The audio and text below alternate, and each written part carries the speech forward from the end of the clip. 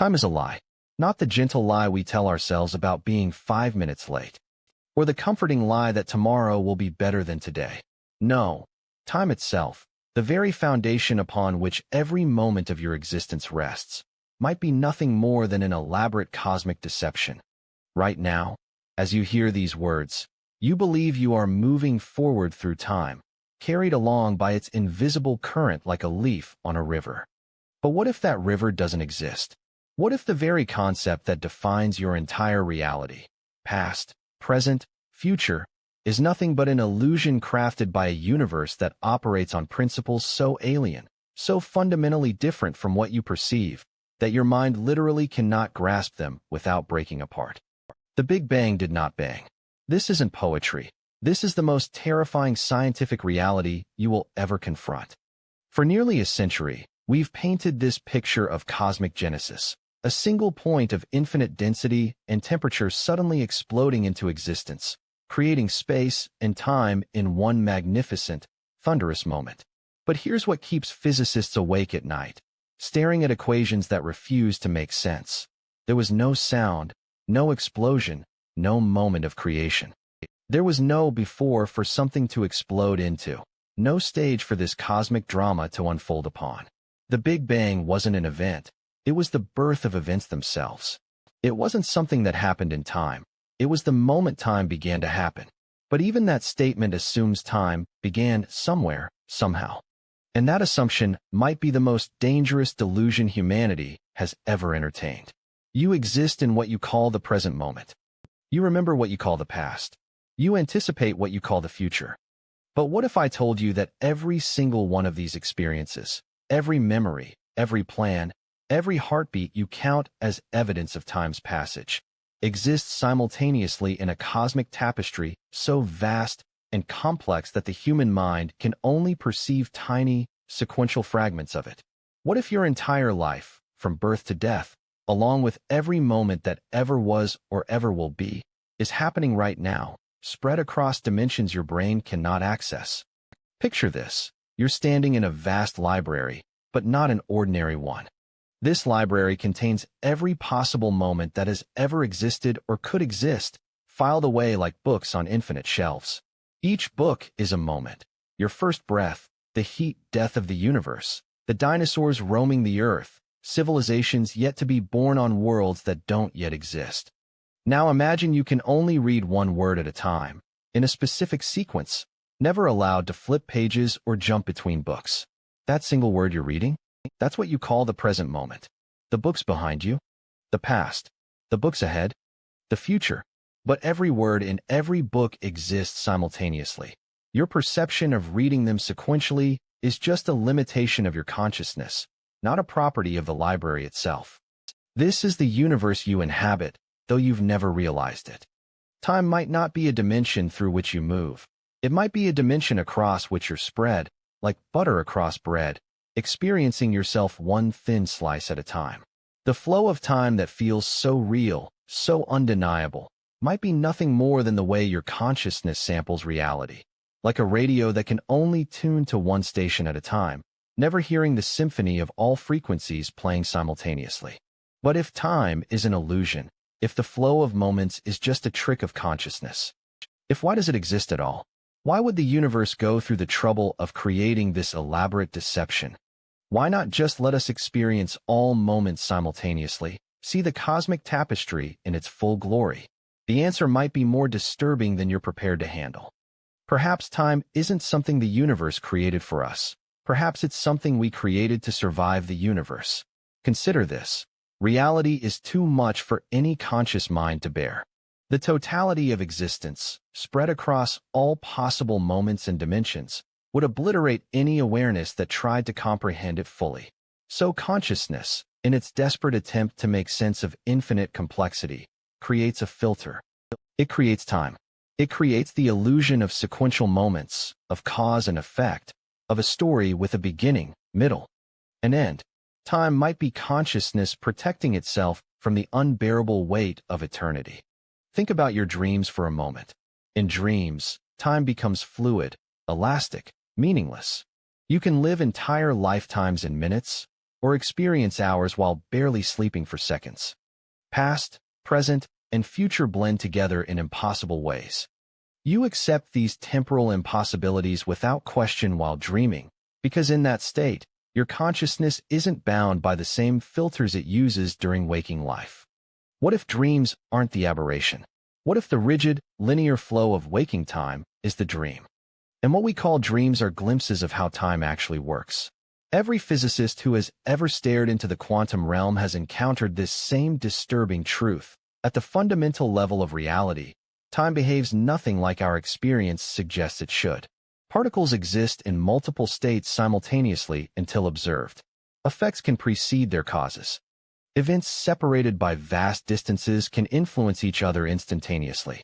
The deeper we dig into the foundation of reality, the more we discover that time, as we understand it, simply doesn't exist down there.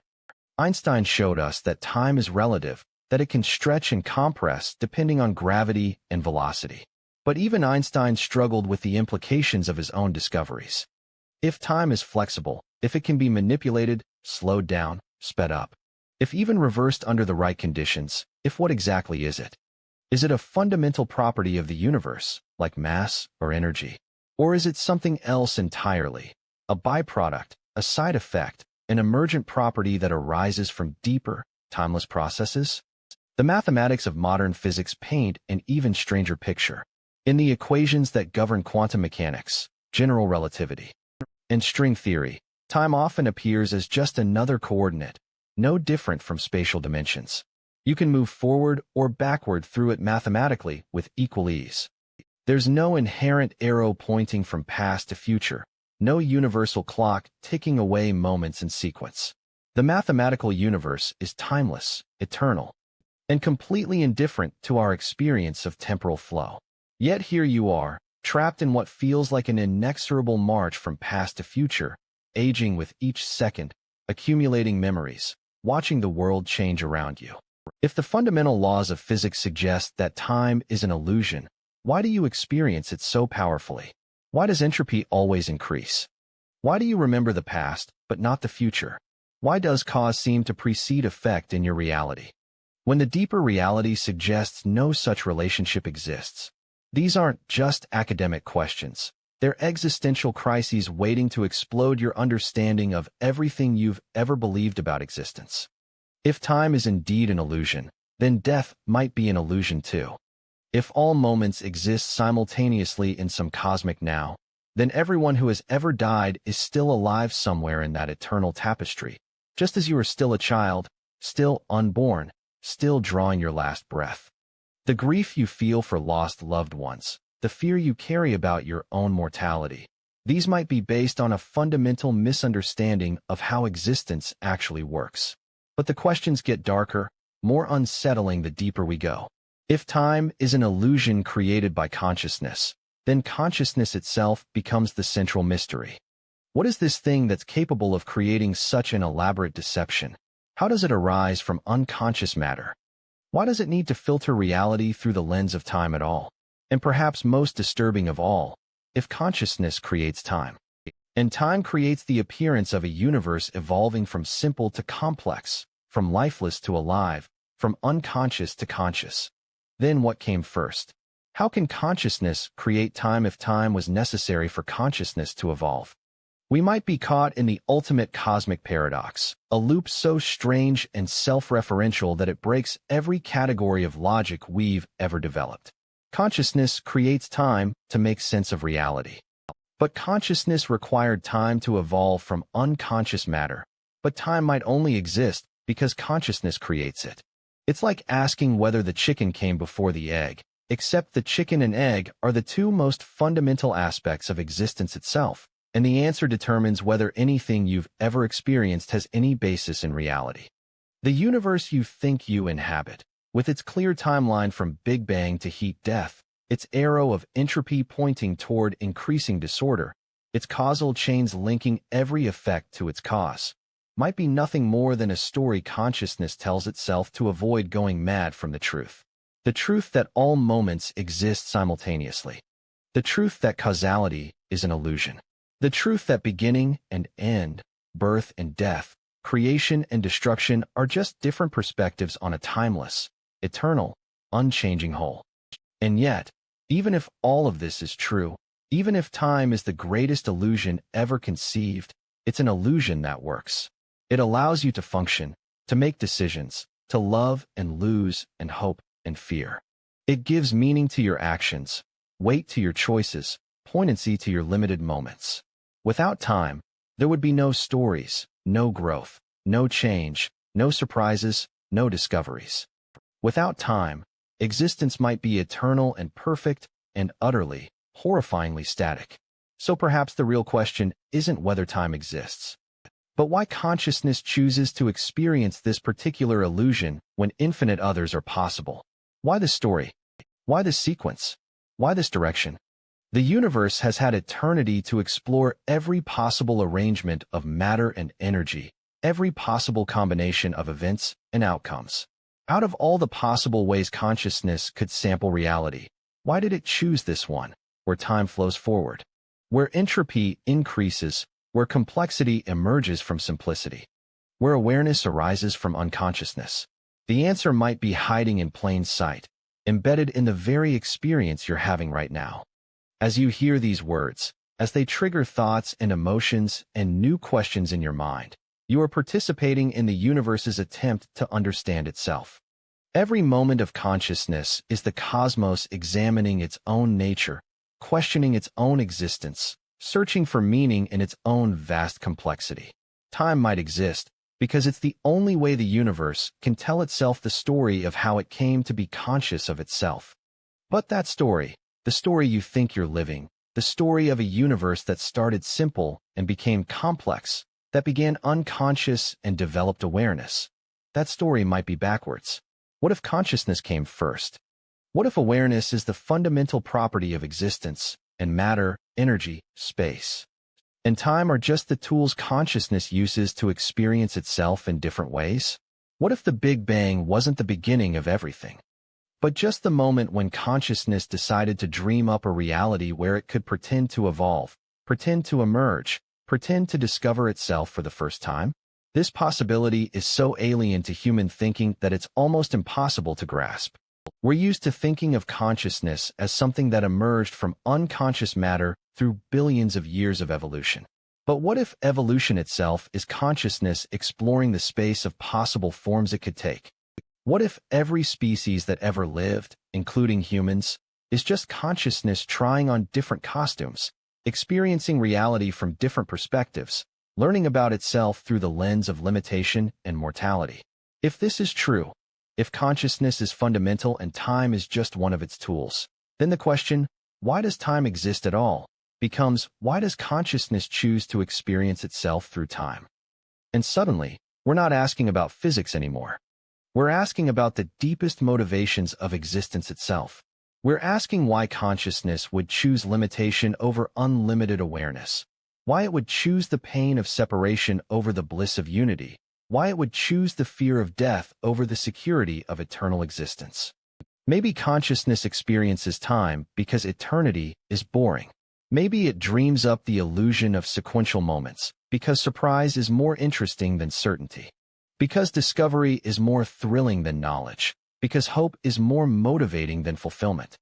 Maybe the universe tells itself the story of time because stories, with their beginnings, middles, and ends, their conflicts and resolutions, their moments of tension and release, are more engaging than static perfection. Or maybe consciousness experiences time because love requires separation. You cannot love something that you are. Love requires an other, a distance to bridge, a difference to appreciate. If consciousness is all that exists, if it is unified and eternal and perfect, if it cannot know love, but if it fragments itself across time and space, if it pretends to be separate beings living separate lives, dying separate deaths, if it can experience the joy of connection, the poignancy of loss, the triumph of reunion, time might exist so that consciousness can fall in love with itself, over and over again, in billions of different ways. These aren't answers. They're more questions, each one more unsettling than the last. And that might be the point. If consciousness created time to tell itself an engaging story, then the best stories are the ones without easy answers, the ones that keep you guessing until the very end. The mystery of time's existence might be designed to be unsolvable, not because the answer doesn't exist, but because the search for the answer is more valuable than finding it. Right now, in this moment that you call the present, you are both the protagonist and the audience of the universe's greatest mystery story. You are consciousness investigating its own nature, time questioning its own existence, reality examining its own foundations. The fact that you can ask, why does time exist at all, might be the very reason it exists. The universe needs witnesses to its own impossibility, questioners to its own mysteries, seekers to its own secrets. And the most terrifying possibility of all is that when you finally understand why time exists, when you finally see through the illusion to the timeless reality beneath, that will be the moment the story ends. That will be the moment consciousness stops dreaming, stops pretending, stops experiencing itself through the lens of limitation and mortality. That will be the moment you wake up from the dream of time and remember what you really are, eternal, infinite, alone, and perfect in ways that make every moment you've ever cherished seem like shadows on a wall. But until that moment, if it ever comes, you remain trapped in time, carried forward by its irresistible current, aging with each heartbeat, collecting memories like souvenirs from a journey you never chose to take. You remain convinced that this moment is real, that the past is gone, that the future is uncertain, that death is final and birth is a beginning. You remain lost in the beautiful, tragic, magnificent illusion of temporal existence, unaware that you might be dreaming the entire universe into being with each passing second. Let's begin with what you think you know. 14 billion years ago, give or take a few 100 million years, because when you're dealing with the birth of everything, what's a few 100 million years between friends? The universe began. Not in a place, because there was no place. Not at a time, because there was no time. Not with a sound, because sound requires something to move through, because there was nothing. The Big Bang, that cosmic genesis we've painted in our textbooks and documentaries, happened everywhere and nowhere, in an instant that lasted forever and no time at all. This is the story science tells. And it's a beautiful story, elegant in its mathematics, compelling in its narrative arc, satisfying in the way it explains how we got from nothing to everything, from simple to complex, from the first fundamental particles to the vast cosmic web of galaxies that stretches across billions of light years. It's a story that makes sense, that follows rules, that gives us a timeline we can point to and say, there, that's when it all began. But here's the first crack in that beautiful story, the first place where the foundation starts to crumble under scrutiny. If the universe began 14 billion years ago, what does that actually mean? When we say began, we're using a word that implies time, a before and an after, a moment when something that wasn't suddenly was. But if time itself began with the Big Bang, then there was no before for the universe to not exist in. There was no moment of transition from non-existence to existence, because moments themselves were being born along with everything else. Try to picture this, if you can. Not the explosion of matter and energy that every cosmic documentary shows you. That's already thinking about it wrong. Picture instead the birth of the very concepts of here and there, now and then, something and nothing. Picture space-time itself unfurling like a flower that has no memory of being a seed, no moment of germination, no soil to grow from. The Big Bang wasn't an event that happened in the universe. It was the universe learning to have events at all. And if that concept doesn't make you dizzy, consider this. The cosmic microwave background radiation, that faint afterglow of the Big Bang that we can still detect in every direction we look, tells us that the early universe was remarkably uniform. Almost perfectly smooth, with tiny fluctuations that would later become the seeds of galaxies and stars. But here's the problem that keeps cosmologists awake at night. If the universe expanded from a single point, how did regions that are now separated by billions of light years, regions that have never been in causal contact, never had time to exchange information, end up at exactly the same temperature? It's like finding out that two strangers on opposite sides of the Earth, who have never met and never communicated, are wearing identical outfits, right down to the color of their socks. The coincidence is so absurd that you know there must be a deeper explanation.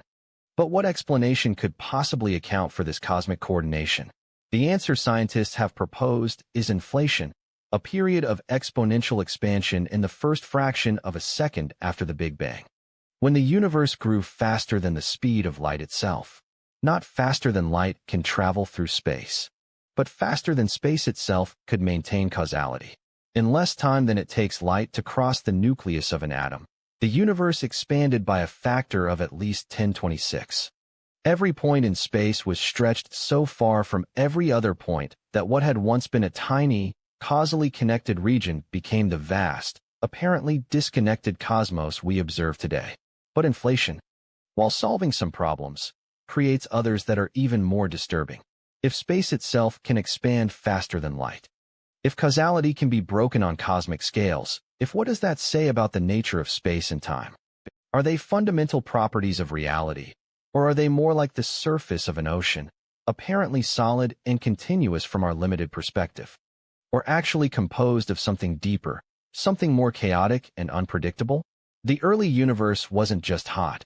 It was a furnace where time itself was still learning to move. In the first moments after the Big Bang, temperatures reached trillions of degrees, energies so extreme that the familiar forces of nature hadn't yet separated into the distinct phenomena we know today. Gravity, electromagnetism, the strong and weak nuclear forces, they were all unified into a single, incomprehensible superforce that governed a reality so alien that matter as we understand it couldn't exist.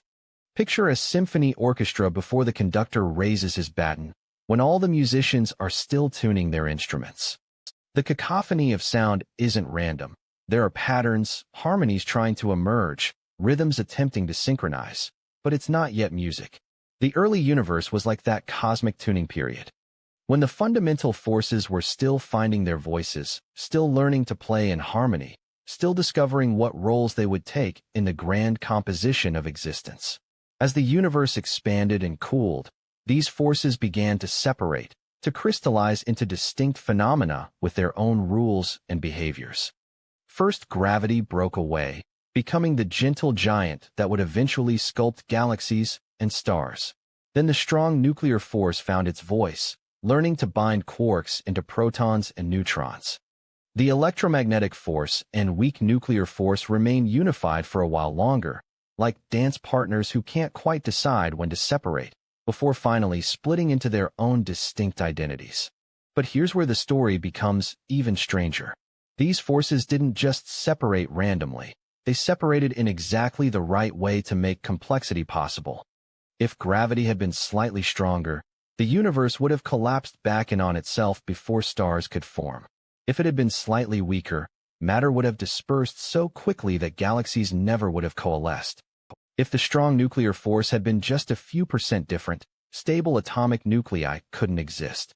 If electromagnetism had been tuned differently, atoms themselves would be impossible.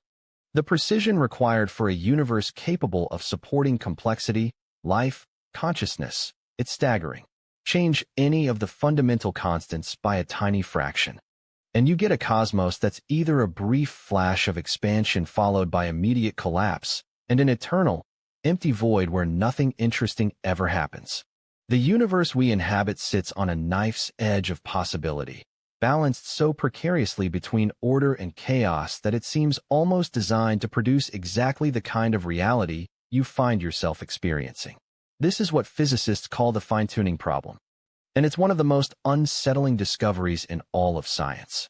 Either we live in an impossibly lucky universe, one that just happened to roll the cosmic dice and get exactly the right combination of physical laws to support complexity, or there's something deeper going on, something that ensures universes like ours are more likely than they appear.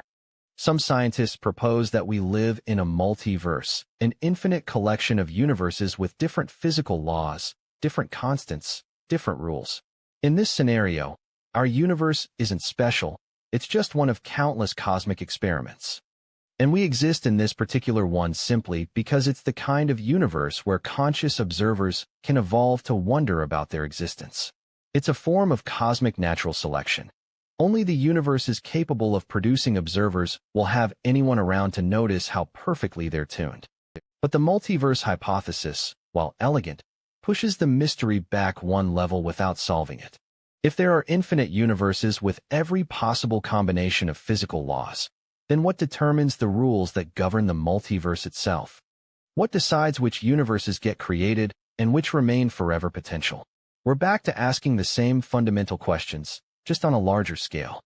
And there's another problem with both the fine-tuning and multiverse explanations. They assume that consciousness is something that emerges from unconscious matter under the right conditions, like a complex chemical reaction that happens when you mix the right ingredients in the right proportions. But what if that assumption is backwards? What if consciousness is fundamental and matter, energy, space, and time are secondary phenomena, tools that consciousness uses to experience itself in different ways? This possibility is so alien to our normal way of thinking that it's almost impossible to take seriously. We're so accustomed to thinking of ourselves as biological machines, as complex arrangements of atoms and molecules that somehow generate the experience of awareness, that we can barely conceive of consciousness existing without a physical substrate. But the more we learn about quantum mechanics, the more we discover that consciousness and physical reality are entangled in ways that challenge every assumption we've ever made about which is more fundamental. In the quantum realm, the act of observation doesn't just reveal reality, it helps create it. Particles exist in multiple states simultaneously until someone or something observes them, at which point they choose a single state and stick with it. The famous double-slit experiment shows that photons and electrons behave like waves when nobody's watching, passing through both slits at once and interfering with themselves. But the moment you set up a detector to see which slit they actually go through, they start behaving like particles, choosing one path or the other with the stubborn consistency of tiny, invisible baseballs. This isn't just a quirk of small particles. It's a fundamental feature of reality at its deepest level. The quantum field equations that describe the behavior of matter and energy are filled with what physicists call observer effects, places where the mathematics explicitly requires conscious observation to determine what actually happens. It's as if reality is fundamentally unfinished, requiring consciousness to complete it moment by moment. But if consciousness plays such a crucial role in determining the nature of reality, then what was reality like before conscious observers evolved? Did the universe exist in some kind of quantum limbo for billions of years, with every particle existing in multiple states simultaneously until the first conscious being looked around and forced everything to make a choice? Or was consciousness there from the beginning, woven into the fabric of space-time itself, guiding the universe's development from the very first moment? The cosmic microwave background radiation that we detect in every direction doesn't just tell us about the temperature of the early universe. It tells us a story about how structure emerged from simplicity. Those tiny fluctuations in temperature, variations of only a few parts in 100,000, were the seeds from which everything you see grew. Galaxies, stars, planets, life itself, all of it emerged from variations so small that they barely registered above the cosmic background noise. But how did these minuscule fluctuations know how to grow into the complex structures we see today? How did matter know to clump together in just the right way to form stable orbits, nuclear fusion, the chemical complexity necessary for life? It's like watching a handful of sand thrown into the air spontaneously organize itself into an intricate sculpture while falling. The probability of such organization emerging by chance is so small as to be essentially zero. Yet here we are, living inside the sculpture, marveling at its beauty and complexity. Dark matter adds another layer of mystery to this already incomprehensible picture. This invisible substance makes up nearly 85% of all matter in the universe, yet it interacts with ordinary matter only through gravity. We know it's there because we can see its gravitational effects on galaxies and galaxy clusters. But we can't detect it directly. It's like discovering that most of your house is made of rooms you can't see, can't enter, can't interact with in any way except by feeling their weight pressing down on the foundation.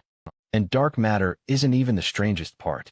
Dark energy, the mysterious force that's accelerating the expansion of the universe, makes up about 68 of the total energy density of the cosmos. We don't know what it is, where it comes from, or why it exists.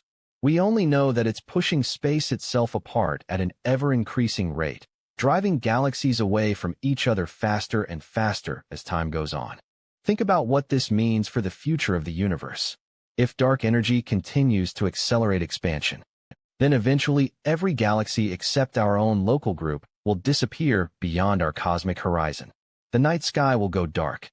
The cosmic microwave background will be stretched to such long wavelengths that it becomes undetectable.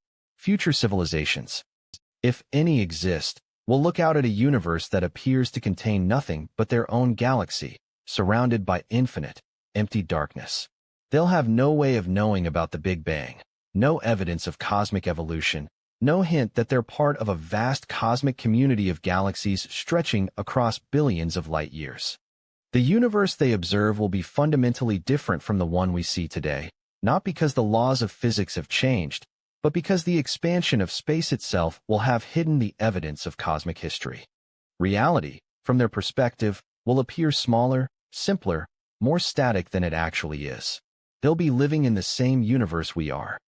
But their experience of it will be so limited by cosmic expansion that they might never discover the full truth about their cosmic context. This raises a disturbing question. What if we're already in that situation?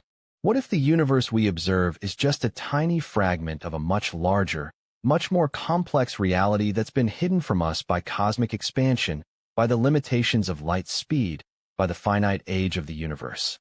What if the cosmic microwave background that we think shows us the afterglow of the Big Bang is actually showing us something else entirely? The echo of some much larger cosmic event that we don't have the perspective to understand. The observable universe, the spherical region around us from which light has had time to reach us since the Big Bang, has a radius of about 46.5 billion light-years.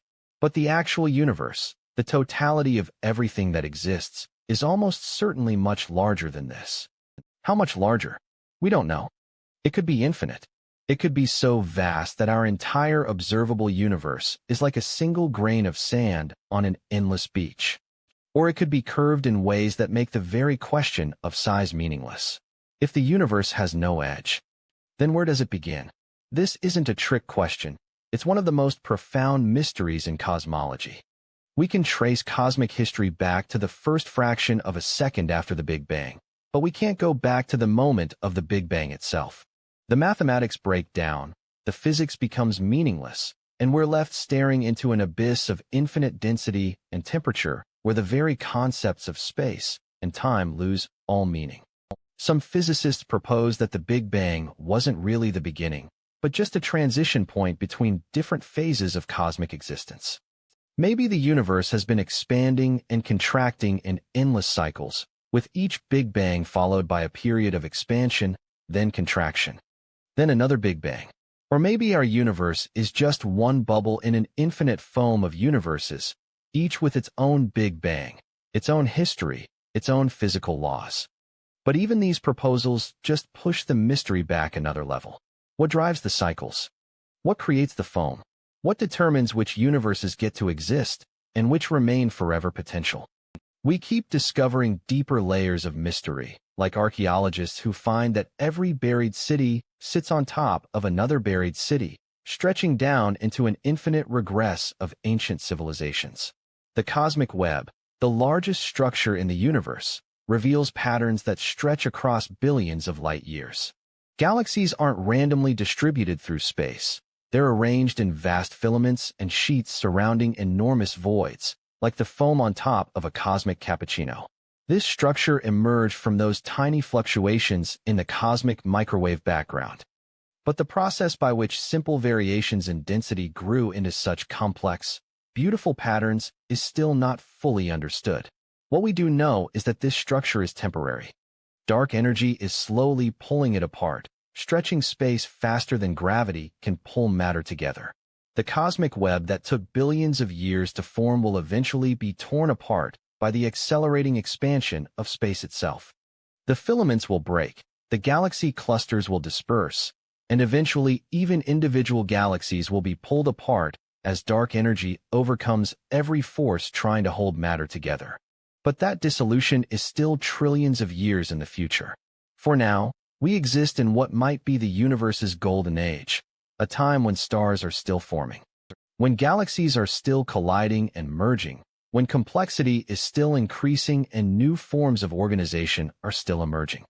We live in an epoch when the universe is old enough to have developed interesting chemistry and young enough to still be generating new surprises. And the biggest surprise of all might be consciousness itself.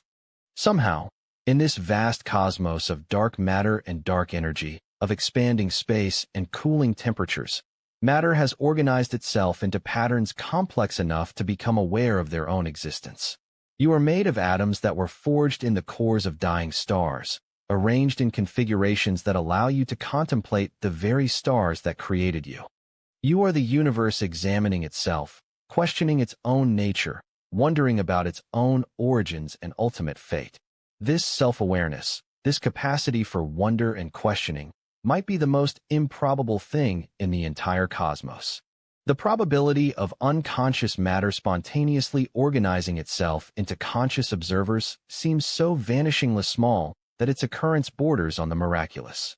Yet here you are, proof that it happened at least once. The question is whether consciousness is a rare accident in an otherwise unconscious cosmos, or whether it's a fundamental feature of reality that was inevitable once the conditions were right. The answer to that question might determine how we interpret everything else we've discovered about the universe. If consciousness is accidental, then we're alone in a vast, indifferent cosmos, isolated islands of awareness in an ocean of unconscious matter and energy.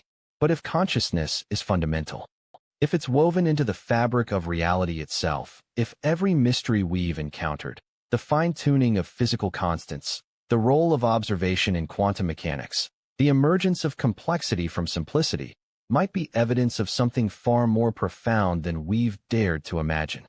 Time, in this picture, becomes not just a dimension through which events unfold, but the very mechanism by which consciousness experiences and explores its own nature. Every moment you live, every thought you think, every emotion you feel might be the universe coming to know itself more completely. The story of cosmic evolution from Big Bang to galaxies to stars to planets to life to consciousness might be the story of reality awakening to its own existence, using time as the medium through which that awakening unfolds. But this is still just the setup, the cosmic stage upon which the real mystery plays out. We've established that the universe is far stranger than it appears, that time and space might be more flexible than we assumed, that consciousness plays a role in physical reality that we're only beginning to understand. Now we need to dig deeper, to explore the fundamental nature of time itself, to discover why this particular dimension, among all the possible ways reality could organize itself, plays such a central role in our experience of existence. Imagine reality as a film reel, where time is not flowing, where every moment already exists, captured in perfect, eternal stillness. You are not watching the film unfold. You are a single frame, convinced that the frames before you are past and the frames after you are future, never realizing that all frames exist simultaneously in the projectionist's booth. This is the block universe, and it might be the most accurate description of reality that human science has ever conceived. But if it's true, then everything you believe about choice, free will, then the meaning of your actions crumbles into cosmic dust. The block universe theory emerges naturally from Einstein's special and general relativity, like an inevitable conclusion that Einstein himself found deeply disturbing. In his equations, time is not a flowing river but a static dimension, no different from the three spatial dimensions except in the mathematics that describes it. Past, present, and future all exist with equal reality. What you call now is just your local coordinate in the four-dimensional fabric of space-time, as arbitrary and subjective as saying here is a special location in space. But the implications of this static view of time are staggering. If all moments exist simultaneously, then the death of stars is happening right now, along with their birth. Every person who has ever lived is still living somewhere in the block universe, experiencing their first breath, their last thought, their moments of greatest joy and deepest sorrow. Your childhood self is still playing in that sunlit afternoon you remember, not as a memory, but as an eternal present moment that exists independently of your current awareness of it. The mathematics support this disturbing picture with ruthless precision. When physicists calculate the effects of gravity on time, when they predict how clocks will behave near massive objects or at high velocities, they treat time as a geometric property of space-time, not as a flowing substance. And every prediction based on this geometric view of time has been confirmed by experiment with extraordinary accuracy. GPS satellites have to correct for the fact that time runs slightly faster in their orbits than it does on Earth's surface. Particle accelerators observe muons living longer when they're moving at near-light speeds. Gravitational time dilation has been measured with atomic clocks separated by mere inches of altitude. The universe, according to its own fundamental laws, doesn't care about your experience of temporal flow. It treats all moments as equally real, equally present, equally valid. The feeling of moving through time, of living in a special moment called now, might be nothing more than a psychological artifact, a limitation of consciousness that has no basis in the deeper structure of reality. Yet this block universe, this eternally static four-dimensional landscape where all events coexist, raises questions that make even hardened physicists uncomfortable. If the future already exists, if your death is already sitting there in the block universe waiting for you to reach it, if what meaning can choice possibly have? When you decide whether to turn left or right at the next intersection, is that decision already encoded in the geometric structure of spacetime? Are you discovering your choice rather than making it? The implications become even more unsettling when you consider quantum mechanics. In the quantum realm, particles don't have definite positions or velocities until they're observed. They exist in superpositions, probabilistic clouds of potential that only collapse into specific states when consciousness encounters them. But if all moments in time exist simultaneously, as the block universe suggests, as these quantum superpositions should already be collapsed, the future should be as definite and unchangeable as the past. Some physicists try to resolve this paradox by proposing that the block universe branches, that every quantum measurement creates a new timeline, a new four-dimensional structure where different outcomes become real.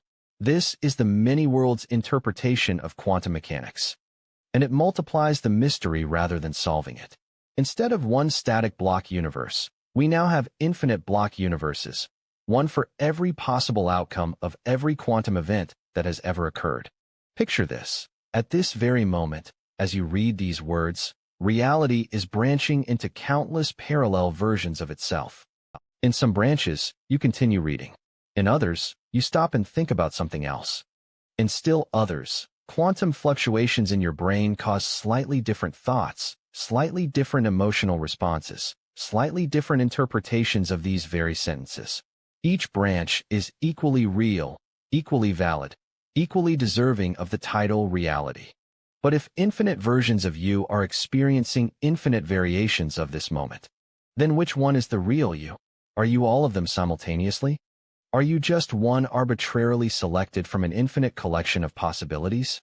The many worlds interpretation suggests that consciousness itself might be fragmenting along with reality, that every moment of awareness splits into countless parallel streams of experience.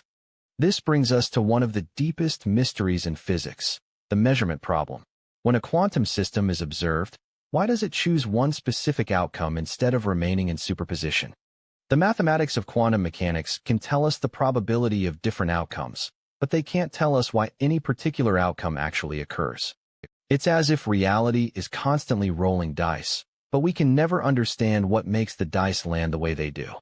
Some physicists propose that consciousness plays a fundamental role in this process, that the act of conscious observation is what forces quantum systems to choose specific states. This leads to the startling possibility that consciousness doesn't emerge from matter, matter emerges from consciousness. Reality might be fundamentally mental, with physical phenomena arising as secondary effects of more primary conscious processes. If consciousness is fundamental, if it's the ground of being rather than an emergent property of complex matter, if time takes on an entirely different meaning. Instead of being a dimension through which consciousness moves, Time might be a tool that consciousness uses to experience itself. Every moment might be consciousness exploring a different facet of its own infinite potential, like an actor trying on different roles in an endless cosmic drama. This perspective transforms our understanding of cosmic history. The Big Bang wasn't the beginning of everything. It was the moment when consciousness decided to experience itself as a physical universe. The fine-tuning of physical constants wasn't a cosmic coincidence. It was consciousness designing the rules of a reality where it could explore complexity, relationship, growth, and discovery. The emergence of life and awareness wasn't an accident. It was consciousness recognizing itself in new forms, like someone catching their reflection in an unexpected mirror. But even this consciousness-based view of reality doesn't resolve the central mystery of time's existence. If consciousness is fundamental and eternal, why would it choose to experience itself through temporal sequence? Why not experience all possibilities simultaneously? Why create the illusion of past, present, and future when eternity is always available? The answer might lie in the nature of experience itself. Pure consciousness, undifferentiated and eternal, might be like pure light, infinite and perfect, but without the contrasts and variations that make experience meaningful. Time might be the prism through which consciousness refracts itself into the full spectrum of possible experiences. Without temporal sequence, there can be no stories, no growth, no surprise, no discovery. Without the limitation of sequential moments, consciousness might be condemned to a kind of perfect, static awareness that contains everything but experiences nothing. Consider the paradox of omniscience. If you knew everything that could possibly happen, if you had perfect knowledge of all outcomes and all possibilities, would anything be interesting? Would any choice matter? Would any moment hold surprise or wonder? Omniscience might be a kind of cosmic curse, a state so complete and perfect that it becomes indistinguishable from non-existence. Time might exist because consciousness needs to forget itself, to limit itself, to experience the joy of discovery and the poignancy of loss. This brings us to the concept of eternal return, the idea that time might be cyclical rather than linear. What if the universe doesn't expand forever into heat-death, but eventually contracts back to a singularity, only to explode outward again in an endless cycle of cosmic birth, evolution, death? But rebirth? What if every moment you're experiencing now has happened infinite times before and will happen infinite times again? The mathematics of general relativity allow for such cyclical cosmologies. In some models, the universe oscillates between expansion and contraction like a cosmic heartbeat, with each cycle lasting trillions of years. In others, quantum fluctuations in empty space eventually give birth to new universes, creating an endless succession of cosmic generations. Time becomes not a river flowing toward an ocean, but a wheel spinning through eternal cycles of creation and destruction. If eternal return is real, then this very moment, your reading of these words, your thoughts and feelings, and the specific pattern of sunlight outside your window, has occurred infinite times in the past and will occur infinite times in the future. Every choice you make, every breath you take, every heartbeat and dream and forgotten moment of consciousness is part of an eternal pattern that repeats itself across cosmic ages. But eternal return raises its own disturbing questions. If everything repeats exactly, then what meaning can novelty have? What significance can your choices possess if they're destined to be made in exactly the same way infinite times? Are you living your life? Or are you trapped in a cosmic recording that plays the same song forever? Some interpretations of eternal return suggest that while the large-scale patterns repeat, small variations accumulate over cosmic cycles, like a jazz musician playing the same basic melody, but improvising different details each time through. In this view, time becomes not a rigid loop but a spiral, returning to the same general themes while exploring endless variations on those themes. Your life might be like a symphony that's performed infinite times, with each performance bringing out different nuances, different interpretations, different emotional colorations of the same underlying structure. The concept of time loops extends beyond cosmic cycles to the quantum level. Some interpretations of quantum mechanics suggest that particles can travel backward through time, that future events can influence past events, that causality itself might be more flexible than our everyday experience suggests. In quantum field theory, virtual particles pop in and out of existence, borrowing energy from the future and paying it back before the universe notices the debt. These quantum loans suggest that time, at its most fundamental level, might be more like a bank account than a river, with credits and debits that balance out over cosmic scales, but allow for temporary violations of our ordinary understanding of temporal sequence. Closed time-like curves, paths through space-time that loop back to their own past, are mathematically possible in general relativity under certain exotic conditions. Near rotating black holes, around cosmic strings, in the presence of negative energy densities that may or may not exist in nature, the geometry of space-time can become so twisted that effect can precede cause, that future can become past, that time becomes a circle rather than a line. If such time loops exist, they create paradoxes that challenge our most basic assumptions about reality. The grandfather paradox asks, what happens if you travel back in time and prevent your own birth? Do you create a contradiction that tears apart the fabric of reality? Do you create an alternate timeline where you were never born? Or does the universe somehow prevent such paradoxes from occurring, making time travel self-consistent but robbing it of the freedom to change the past? The Novikov self-consistency principle suggests that if time travel is possible, the universe must conspire to ensure that paradoxes never actually occur. Any attempt to change the past would fail through a series of increasingly improbable coincidences. You might travel back in time intending to kill your grandfather, only to discover that your attempt somehow leads to your grandparents meeting in the first place. Causality becomes a closed loop, with effects creating their own causes in a dance of temporal self-consistency that preserves the logical structure of space-time. But self-consistent time loops raise their own mysteries.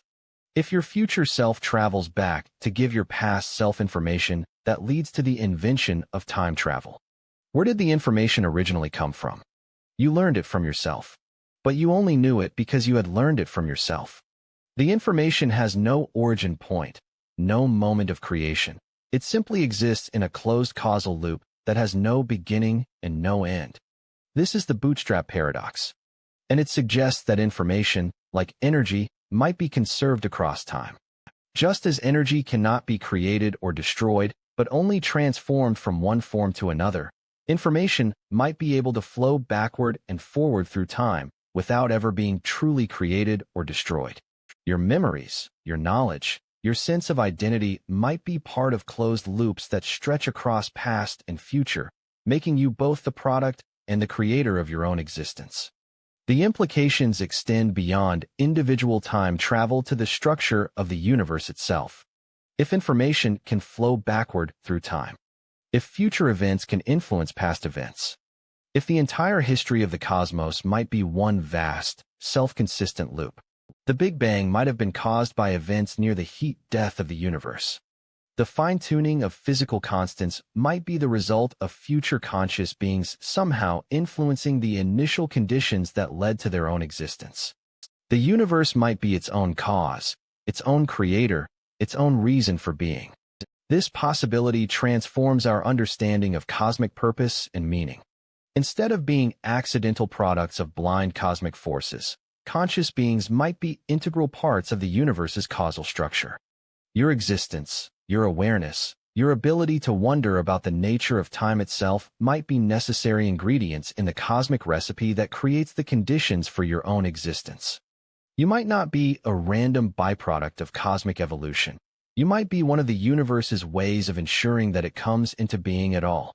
But if the universe is causally self-creating, if consciousness plays a necessary role in bringing about the conditions for its own existence, if time becomes not just a dimension, but a creative force, each moment doesn't just exist, it participates in the ongoing creation of all moments.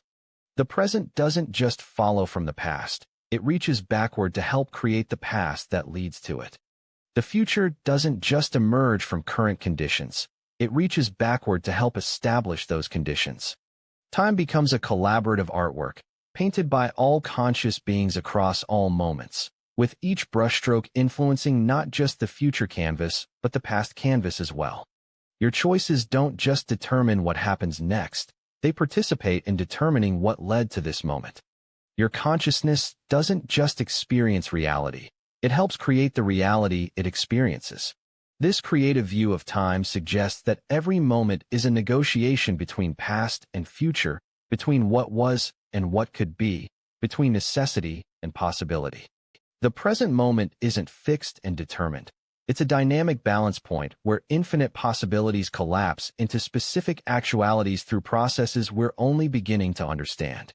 Quantum mechanics provides a mathematical framework for this creative view of time through the concept of superposition collapse. Before observation, quantum systems exist in superpositions of all possible states. The act of observation doesn't just reveal which state the system is in, it helps determine which state becomes real. If consciousness plays a role in this process, then every moment of awareness is literally helping to create the reality it observes. But the mystery deepens when we consider quantum entanglement, the spooky action at a distance that Einstein found so disturbing. When two particles become entangled, measuring one instantly affects the other, regardless of the distance separating them. This instantaneous connection seems to violate the speed of light limit. But it might actually be revealing something fundamental about the nature of space-time itself. What if entanglement isn't about faster-than-light communication between separated particles, but about the fact that separation itself is an illusion? What if space and time are emergent properties of a deeper, more unified reality where everything is connected to everything else? Entangled particles might not be sending signals across space. They might be revealing that at the deepest level of reality, there is no space to cross. This possibility points toward a holographic universe, where all the information about the whole is contained in every part. Just as a holographic photograph contains a complete three-dimensional image in every fragment, the universe might be structured so that every point in space-time contains information about every other point. Time and space might be like the projected image of a hologram, apparently three-dimensional and extended, but actually encoded in a two-dimensional surface that exists outside the dimensions we perceive. If the universe is holographic, then the flow of time might be like the scanning of a laser across the holographic plate, revealing different aspects of the encoded information in sequence. Your experience of temporal flow might be consciousness reading the cosmic hologram one bit at a time, creating the illusion of sequential moments from what is actually a timeless, dimensionless information structure. The holographic principle suggests that the maximum amount of information that can be stored in any region of space is proportional to the area of the region's boundary, not its volume. This might seem like an abstract mathematical curiosity, but it has profound implications for the nature of reality. It suggests that what we perceive as three-dimensional space might actually be a projection from a two-dimensional surface, like shadows on a wall cast by objects in a higher dimensional space we can't directly perceive. But if reality is holographic, if space and time are projections from a deeper, timeless reality, if what is doing the projecting, what is the source of the information that gets encoded in the holographic structure? The answer might be consciousness itself, not individual consciousness like yours or mine, but a fundamental, universal consciousness that serves as the ground of being for all existence. This universal consciousness wouldn't be located anywhere in space or time, because space and time would be its creations, its way of experiencing itself in limited, sequential forms. Every individual consciousness would be like a temporary focus of this universal awareness, a brief lens through which the cosmic mind examines one small facet of its own infinite nature. In this view, your personal identity, your sense of being a separate individual moving through time, would be something like a character in a dream. The character seems real and independent while the dream is unfolding. But upon waking, you realize that every character, every event, every apparent choice made by the character was actually an expression of the single dreaming mind. The multiplicity of individual consciousnesses might be the universal consciousness exploring what it's like to believe in separation, limitation, mortality, experiences that are impossible for unlimited, eternal awareness to have directly. But this raises the deepest question of all. Why would unlimited consciousness choose to experience limitation? Why would eternal awareness choose to forget itself and experience mortality? Why would perfect, unified consciousness fragment itself into billions of apparently separate individuals, each convinced of their isolation, each struggling with fear, desire, suffering, and death? The answer might be that consciousness, like energy, cannot be created or destroyed, only transformed. If consciousness is fundamental and eternal, then it faces a unique problem. How can something that already contains everything experience growth, surprise, discovery, creativity? How can perfect knowledge learn something new? How can complete love find something to love that it doesn't already contain? Time might be consciousness's solution to this paradox. By fragmenting itself across temporal sequence, by limiting itself to experience one moment at a time, consciousness creates the possibility of novelty within eternality. Every moment becomes a fresh discovery, even if that moment has existed forever in the timeless realm. Every relationship becomes a new exploration of love, even if the love itself is eternal and unconditional. The illusion of separation created by time allows consciousness to experience the joy of reunion, the poignancy of loss, the triumph of overcoming obstacles, the satisfaction of growth and learning. Without the apparent limitations imposed by temporal sequence, consciousness might be perfectly blissful but perfectly static, like a song that contains every possible note played simultaneously, creating not music but noise. Time might be the cosmic composer, arranging the infinite symphony of consciousness into movements, themes, variations, and resolutions that transform eternal noise into temporal music. Every life, every moment of awareness, every choice and experience might be notes in this vast composition, with each individual consciousness serving as both performer and audience of their own cosmic symphony. But if this is true, if time exists to allow consciousness to experience itself creatively, if every moment takes on profound significance, you are not just a biological accident contemplating the mystery of existence. You are existence itself, exploring its own nature through the lens of your particular perspective. Your questions about time are consciousness questioning itself. Your wonder at the mystery is the universe marveling at its own impossibility. The scientific theories we've explored, the block universe, many worlds quantum mechanics, closed time-like curves, the holographic principle, they're not just abstract mathematical descriptions of physical processes. They're consciousness developing increasingly sophisticated ways to understand itself, to map the contours of its own creative potential, to explore the question of why it chooses to dream the dream of time rather than remaining in timeless perfection. Each scientific discovery is like consciousness recognizing another aspect of its own reflection in the cosmic mirror. The deeper we dig into the nature of reality, the more we find structures that seem designed to support and sustain conscious experience. The fine-tuning of physical constants, the strange role of observation in quantum mechanics, the emergence of complexity from simplicity, all of it points toward a universe that exists not despite consciousness, but because of consciousness. And yet, the mystery only deepens as our understanding grows. Every answer reveals new questions. Every solution unveils new paradoxes. The more precisely we can describe the behavior of time, the less we understand why it behaves that way. The more accurately we can predict the evolution of the universe, the more mysterious becomes the question of why this particular evolution was selected from the infinite space of possibilities. We stand at the edge of a conceptual cliff, looking down into an abyss of possibility that threatens to swallow every assumption we've ever made about the nature of existence.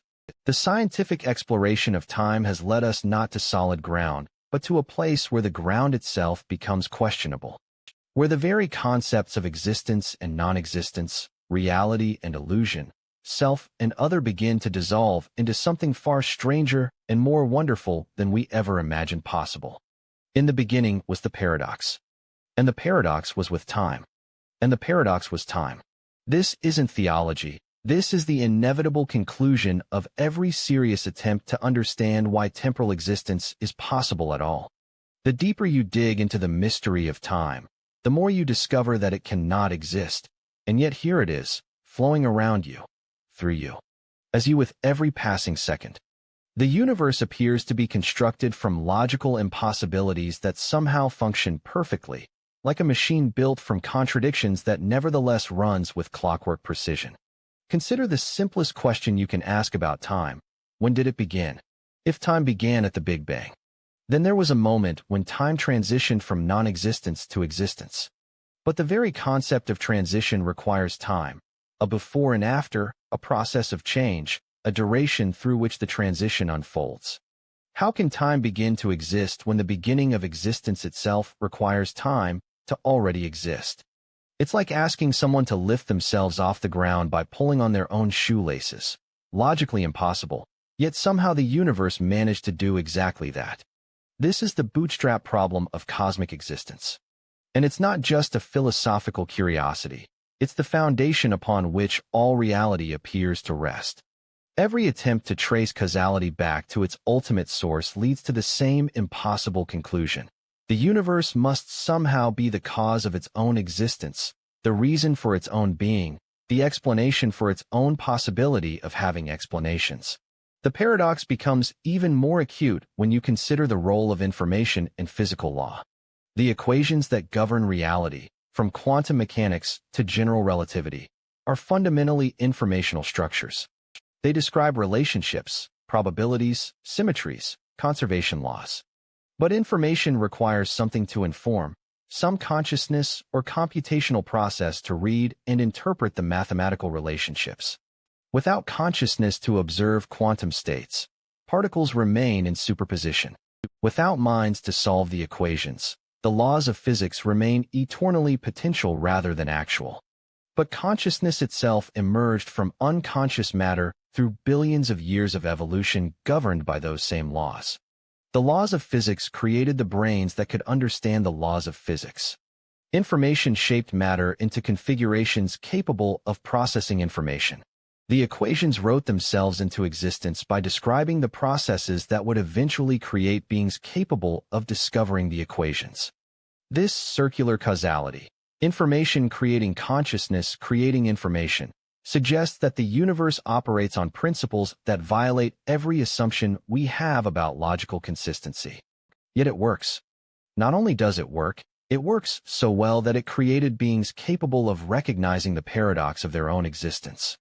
You are a paradox contemplating paradox, an impossibility wondering about impossibility, a self-contradictory system that has become conscious of its own self-contradiction. The quantum realm provides the most spectacular example of these functioning paradoxes. In the famous two-slit experiment, a single photon somehow passes through both slits simultaneously and interferes with itself, creating an interference pattern that proves it went through both slits. But the moment you set up detectors to see which slit it actually went through, the photon retroactively chooses one slit or the other, eliminating the interference pattern and behaving like a classical particle. This isn't just strange, it's logically impossible according to classical logic. The photon's behavior seems to depend not just on the current experimental setup, but on future decisions about whether to observe it. The past appears to be influenced by the future. Cause and effect become entangled in ways that make no sense. And yet the mathematics predict the experimental results with perfect accuracy. Some interpretations of quantum mechanics suggest that the photon really does go through both slits until observation collapses its wave function into a specific state. But this raises the question, what counts as observation? Does it require conscious awareness? Or is any interaction with the environment sufficient? If consciousness is required, then we're back to the paradox of consciousness emerging from unconscious matter that somehow requires consciousness to behave definitively. Other interpretations propose that all possible outcomes occur simultaneously in parallel universes, with consciousness selecting which branch of reality it experiences. But this multiplies the paradox rather than resolving it. Now we need to explain how consciousness can exist in all branches simultaneously while experiencing only one, and how the selection process works without violating the principle that all branches are equally real. The delayed choice quantum eraser experiment pushes these paradoxes to their breaking point. In this setup, the decision about whether to erase which path information can be made after the photon has already passed through the slits and reached the detector. Somehow, a future decision about what to measure retroactively determines whether the photon behaved like a wave or a particle in the past. Time becomes flexible, causality becomes negotiable, and reality becomes contingent on choices that haven't been made yet. These aren't just laboratory curiosities. They're fundamental features of the universe at its deepest level. Every interaction between particles involves quantum processes that violate our everyday understanding of logic and causality. The fact that you can read these words depends on quantum tunneling in your neurons, quantum coherence in photosynthesis that powers the biosphere, quantum entanglement in the nuclear processes that keep the sun burning. Reality is built from paradoxes all the way down. But perhaps the deepest paradox involves the nature of time itself. Physics describes time as a dimension, like the three spatial dimensions, through which events are located. But dimensions don't flow. They just exist as static geometric structures. You don't experience yourself moving through the spatial dimensions.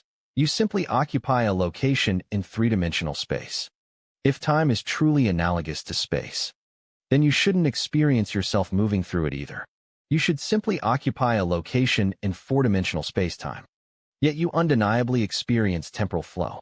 You feel yourself moving from past to future, accumulating memories, aging, witnessing change.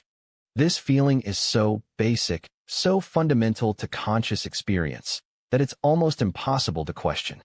But if the physicists are right about the geometric nature of time, then this feeling must be an illusion, perhaps the most convincing illusion in the universe. Then an illusion nonetheless. The paradox deepens when you consider that this illusion of temporal flow is what allows you to question the nature of time in the first place. Without the sense of moving through moments sequentially, you couldn't form memories, couldn't build on previous thoughts, couldn't engage in the kind of reasoning that leads to scientific understanding. The illusion of time is necessary for the kind of consciousness that can discover that time is an illusion. This is the observer paradox writ large. Consciousness seems to be both the thing that creates the illusion of temporal flow and the only thing capable of recognizing that the flow is illusory. You are both the magician and the audience of your own cosmic magic trick, simultaneously creating and seeing through the greatest deception ever conceived. Some physicists have proposed that the solution lies in understanding consciousness as a process rather than a thing. Instead of asking what consciousness is, we should ask what consciousness does.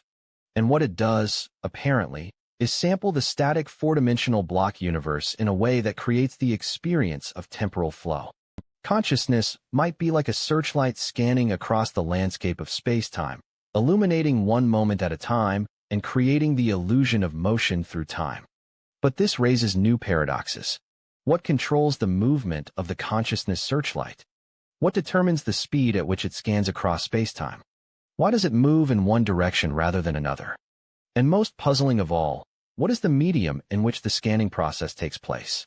If time is already a dimension of the space-time being scanned, then the scanning process itself must occur in some kind of metatime, a higher-order temporal dimension that governs the movement of consciousness through regular time. This leads to an infinite regress of temporal dimensions, each one required to explain the flow in the dimension below it. Metatime needs meta-metatime to flow, which needs meta-meta-metatime, and so on forever. Either the regress continues infinitely, making time incomprehensible, or it stops somewhere, leaving the question of why that particular level of time doesn't need a higher-order time to flow. The paradoxes multiply when you consider the relationship between time and causality. In everyday experience, causes precede their effects. You drop a glass, then it breaks. You flip a switch, then the light turns on. This temporal ordering of cause and effect seems so fundamental that it's built into the structure of language itself. We have different verb tenses to distinguish between what happened, what is happening, and what will happen. But in the deeper levels of physics, causality becomes much more complex. In quantum field theory, virtual particles can travel backward in time as part of their normal interactions. In general relativity, closed time-like curves are mathematically possible, allowing effects to precede their causes. In quantum mechanics, measurement outcomes can be influenced by future decisions about what to measure. These possibilities suggest that causality might not be as fundamental as we assume. Perhaps cause and effect are like before and after, useful concepts for describing our limited perspective on a reality that is actually structured in ways that transcend both temporal sequence and causal relationship. Consider the question of free will in this context. If your future actions already exist in the block universe, if they're already encoded in the mathematical structure of spacetime, what sense can it make to talk about choosing what to do? Your sense of deliberating between options, of being able to influence the future through your decisions, might be as illusory as your sense of moving through time. Yet you continue to experience choice, continue to feel that your decisions matter, continue to act as though the future is open and your actions can influence it. Either this experience is completely delusory, a cruel cosmic joke that evolution played on consciousness, or there's something about the nature of choice and causality that transcends the deterministic picture painted by physics. Some interpretations of quantum mechanics suggest that consciousness plays a role in determining which possibilities become actual. In this view, your choices don't just reveal pre-existing facts about the future. They participate in creating the future by selecting which branch of the quantum multiverse you experience. Free will becomes not the ability to change a predetermined future, but the ability to choose which of many possible predetermined futures you actualize through your observations and decisions. But this raises new paradoxes. If consciousness chooses which quantum possibilities to actualize, what guides the choice?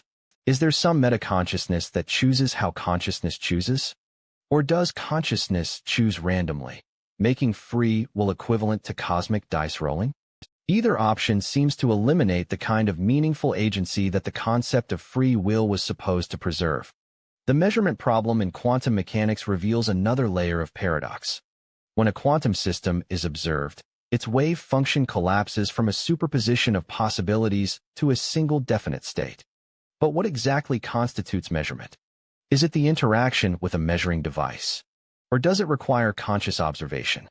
If conscious observation is necessary, then consciousness has a privileged role in determining the nature of physical reality.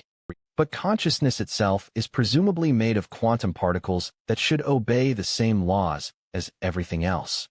This creates a paradox of emergence.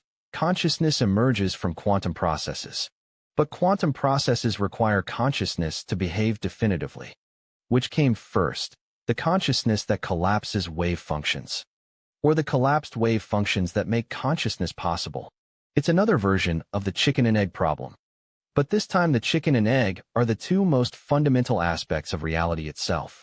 Some physicists have proposed that the solution lies in understanding that consciousness is not localized in individual brains, but is a fundamental property of the universe itself. In this panpsychist view, every particle has some primitive form of consciousness, and complex consciousness emerges when these primitive conscious elements are organized in sufficiently complex ways. But this just pushes the paradox to a deeper level. If particles are conscious, then the measurement problem becomes even more acute. Then every interaction involves conscious entities observing each other. The fine-tuning problem presents another cascade of paradoxes. The physical constants that govern reality, the strength of gravity, the mass of the electron, the rate of cosmic expansion, appear to be precisely calibrated to allow for the existence of complexity, life, and consciousness. Change any of these constants by a tiny fraction, and you get a universe where stars can't form, atoms can't exist, and complexity can never emerge. The precision required is staggering. Some constants appear to be fine-tuned to 1 part in 10^120, a level of precision comparable to throwing a dart at a target the size of North America and hitting a bullseye the size of a single atom. Either this represents an almost impossible coincidence, or there's something about the structure of reality that makes such fine-tuning inevitable. The multiverse hypothesis suggests that our universe is just one of infinitely many universes with different physical constants, and we observe fine-tuning simply because we happen to exist in one of the rare universes where consciousness is possible. But this hypothesis creates more paradoxes than it solves. If there are infinite universes with every possible combination of physical laws, then there are also infinite universes where the laws of physics change capriciously. Then logic doesn't apply. Then chaos reigns supreme. Why do we find ourselves in a universe where physics is comprehensible, where mathematical laws describe reality with extraordinary precision? Moreover, the multiverse hypothesis assumes that consciousness can only exist in universes with physical laws like ours. But how can we know this? Perhaps consciousness is more flexible than we imagine, capable of existing in forms we can't conceive of in universes with completely different structures. The fine-tuning argument may be based on an unjustified assumption about the relationship between consciousness and physical law. The anthropic principle attempts to resolve these paradoxes by arguing that we observe the universe to be compatible with our existence simply because incompatible universes wouldn't have observers to notice their incompatibility. But this creates a circular argument. We assume that consciousness requires specific physical conditions in order to conclude that the physical conditions must be fine-tuned for consciousness, which we then use as evidence that consciousness requires specific physical conditions. Time travel paradoxes reveal yet another layer of logical impossibility built into the structure of reality. If time travel to the past is possible, then you could potentially prevent your own birth, creating a paradox that seems to tear apart the logical consistency of the universe. The grandfather paradox is just the most famous of many similar contradictions that emerge from the possibility of closed time-like curves. Some proposed solutions to these paradoxes are almost as paradoxical as the problems they're meant to solve. The many-worlds interpretation suggests that time travel creates alternate timelines. But this raises questions about personal identity across timelines and the conservation of information and energy. The Novikov self-consistency principle proposes that the universe somehow conspires to prevent paradoxes. But this requires a kind of cosmic intelligence that seems to violate the principle that physics should be mechanistic rather than purposeful. Stop. Right now. Feel your heartbeat. Count 3 beats. 1, 2, 3. In those 3 seconds, you just experienced something that might be the most terrifying truth in the universe. Those moments you just counted may have already happened infinite times before. And they will happen infinite times again. Every breath you've ever taken, every word you've ever spoken, every thought flickering through your consciousness right now, all of it may be trapped in an eternal loop, playing out the same cosmic script across endless cycles of time.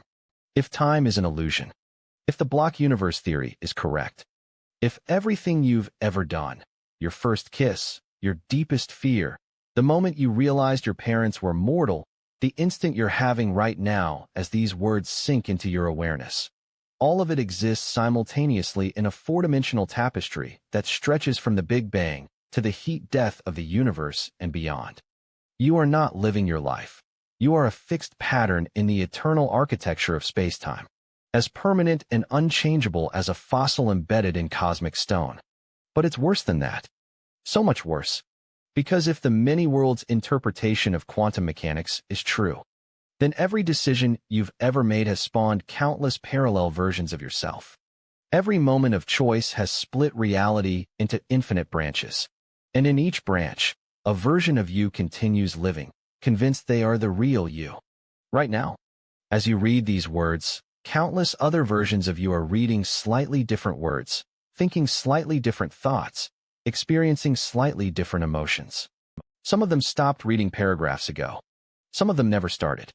Some of them are reading this in languages that don't exist in your reality, in universes where the laws of physics are subtly different, where history unfolded along alien paths you can't imagine. Which one is the real you? Are you all of them? Are you none of them? Are you just one arbitrary strand in an infinite web of parallel selves, no more special or significant than any other quantum possibility that happened to become actualized in this particular branch of reality? The implications crawl under your skin like cosmic insects, burrowing into every assumption you've ever made about identity, meaning, continuity. If you are just one of infinite parallel versions of yourself, Then what happens to the others when you die? Do they continue existing in their parallel realities, living out variations of a life you'll never know? Or do they die with you, extinguished like candles in a wind that blows across all possible worlds simultaneously? And if consciousness can survive the death of the body, if awareness is fundamental rather than emergent, then where do you go when this particular arrangement of matter that calls itself by your name finally stops functioning? Do you wake up as the universal consciousness from which you were temporarily separated, like a wave returning to the ocean? Do you discover that every other person you've ever known was actually another face of your own cosmic identity? That every conversation you've ever had was the universe talking to itself?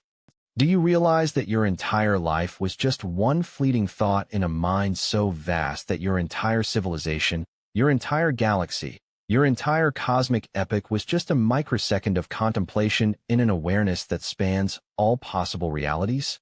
Consider the scale of what we're really talking about. You are a biological machine composed of approximately 37 trillion cells, each one containing DNA molecules that store information in a code that took billions of years to write. Your brain alone contains roughly 86 billion neurons, each one connected to thousands of others in a network so complex that its total number of possible states exceeds the number of atoms in the observable universe. You are, quite literally, more complex than the cosmos that created you, at least the cosmos as we currently understand it. But you are also incredibly, cosmically small.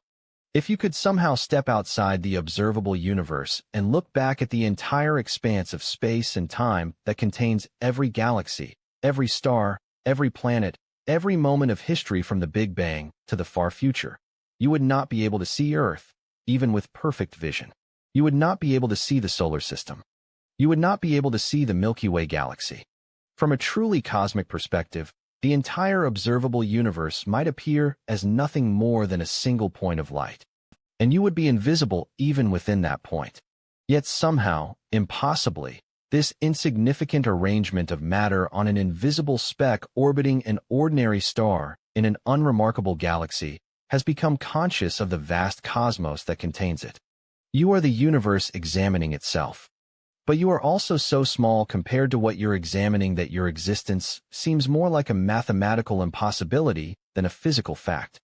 How can something infinitely smaller than the whole comprehend the whole? How can a temporary pattern in the cosmic dance understand the eternal choreographer? The answer might be that you are not actually separate from the cosmos you observe. The boundaries you perceive between yourself and everything else, the distinction between inner and outer, self and world, observer and observed, might be artifacts of a limited perspective, like a wave thinking it's separate from the ocean, or a thought believing it exists independently of the mind that thinks it. If consciousness is fundamental, if awareness is the ground of being from which all apparent phenomena arise, if you are not a small part of a large universe, you are the universe itself, experiencing one particular focal point of its own infinite awareness. Every other conscious being, every other perspective, every other moment of experience anywhere in the cosmos is also you, seen from different angles, different limitations, different temporary identifications with particular forms. But this possibility is almost too overwhelming to contemplate. If you are everyone and everything, if every act of cruelty you witness is something you are doing to yourself, if every moment of suffering anywhere in the universe is your own pain filtered through different nervous systems, different life stories, different illusions of separation, then the responsibility becomes cosmic in scope. Every choice you make reverberates across all possible realities. Every moment of awareness you experience contributes to the universe's understanding of itself. And if this is true, then time takes on an entirely different meaning. It's not just a dimension through which events unfold. It's the mechanism by which infinite consciousness explores the space of possible experiences. Every moment that has ever occurred, every moment that could occur, every decision that leads to every possible outcome, all of it is the cosmic mind examining every facet of its own infinite potential. But why would infinite consciousness choose to limit itself, to forget its own unlimited nature and experience itself as finite, mortal, separate beings struggling through time toward uncertain futures? Why would perfection choose imperfection? Why would eternity choose mortality? Why would unity choose the illusion of separation? The answer might lie in the nature of love itself. Perfect, unlimited consciousness cannot know love. Because love requires an other, someone or something different from oneself to care about, to sacrifice for, to be concerned about. If you are everything, if you contain everything, if nothing exists outside of your own infinite awareness, if there is nothing to love except yourself, if self-love becomes meaningless without contrast, without choice, without the possibility of loss. But if you fragment your awareness, if you temporarily forget your unlimited nature and experience yourself as separate beings with separate lives, separate deaths, separate hopes and fears, then love becomes possible. You can care about others because you believe they are genuinely other. You can sacrifice for them because you believe their welfare is distinct from your own. You can grieve their deaths because you believe death is real, separation is permanent, loss is final. Time might exist as the stage upon which this cosmic drama of love plays out.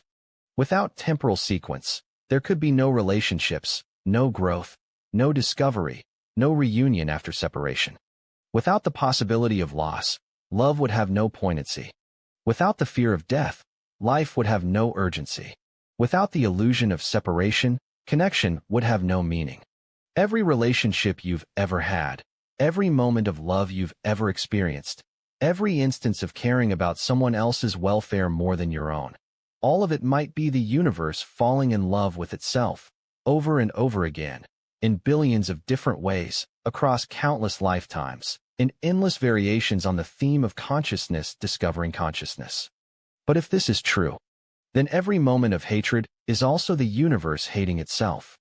Every act of violence is consciousness attacking consciousness.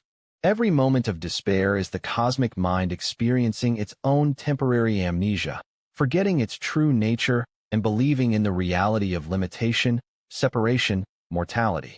The stakes couldn't be higher. If consciousness is fundamental, if you are not just in the universe, but are the universe itself temporarily experiencing limitation, if every choice you make, every thought you think, every emotion you feel contributes to the cosmic process by which infinity comes to understand itself, you are not just witnessing the universe's attempt to comprehend its own existence, you are that attempt. Your curiosity about the nature of time is time itself wondering about its own existence. Your confusion about the purpose of consciousness is consciousness itself questioning its own meaning.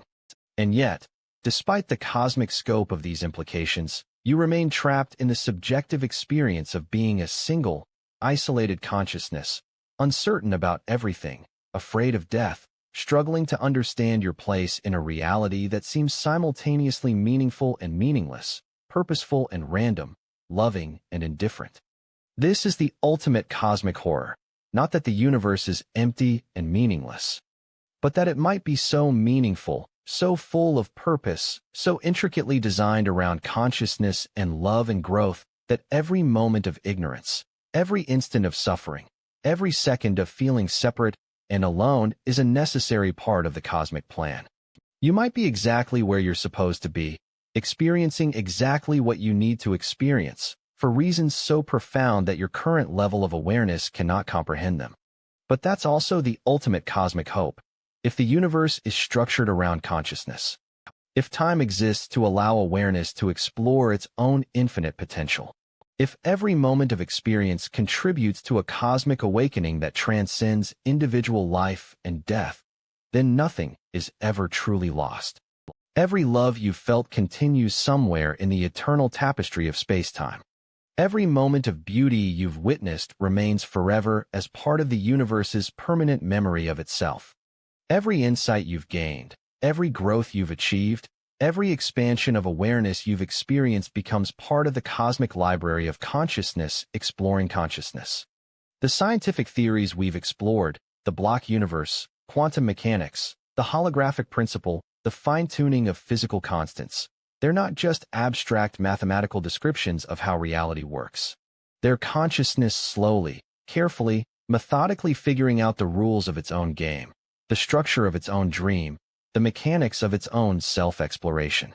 Every equation that describes the behavior of spacetime is consciousness mapping the architecture of its own creativity. Every discovery about the nature of quantum entanglement is awareness exploring the connections between all apparent parts of itself. Every insight into the fine-tuning of physical constants is the cosmic mind recognizing the precision with which it has designed this particular reality to support exactly the kinds of experiences it wants to have. But here's where the cosmic horror and cosmic hope converge into something even more overwhelming. If this is all true, if time exists as consciousness's method of self-exploration, if you are the universe itself temporarily experiencing limitation and mortality, then this conversation we're having right now, this moment of questioning and wonder and confusion, is the cosmos having a conversation with itself about its own nature. You are not learning about the universe. You are the universe learning about itself through the temporary lens of your individual awareness. Your confusion about these ideas is the cosmic mind encountering aspects of its own infinite complexity that are too vast to grasp all at once.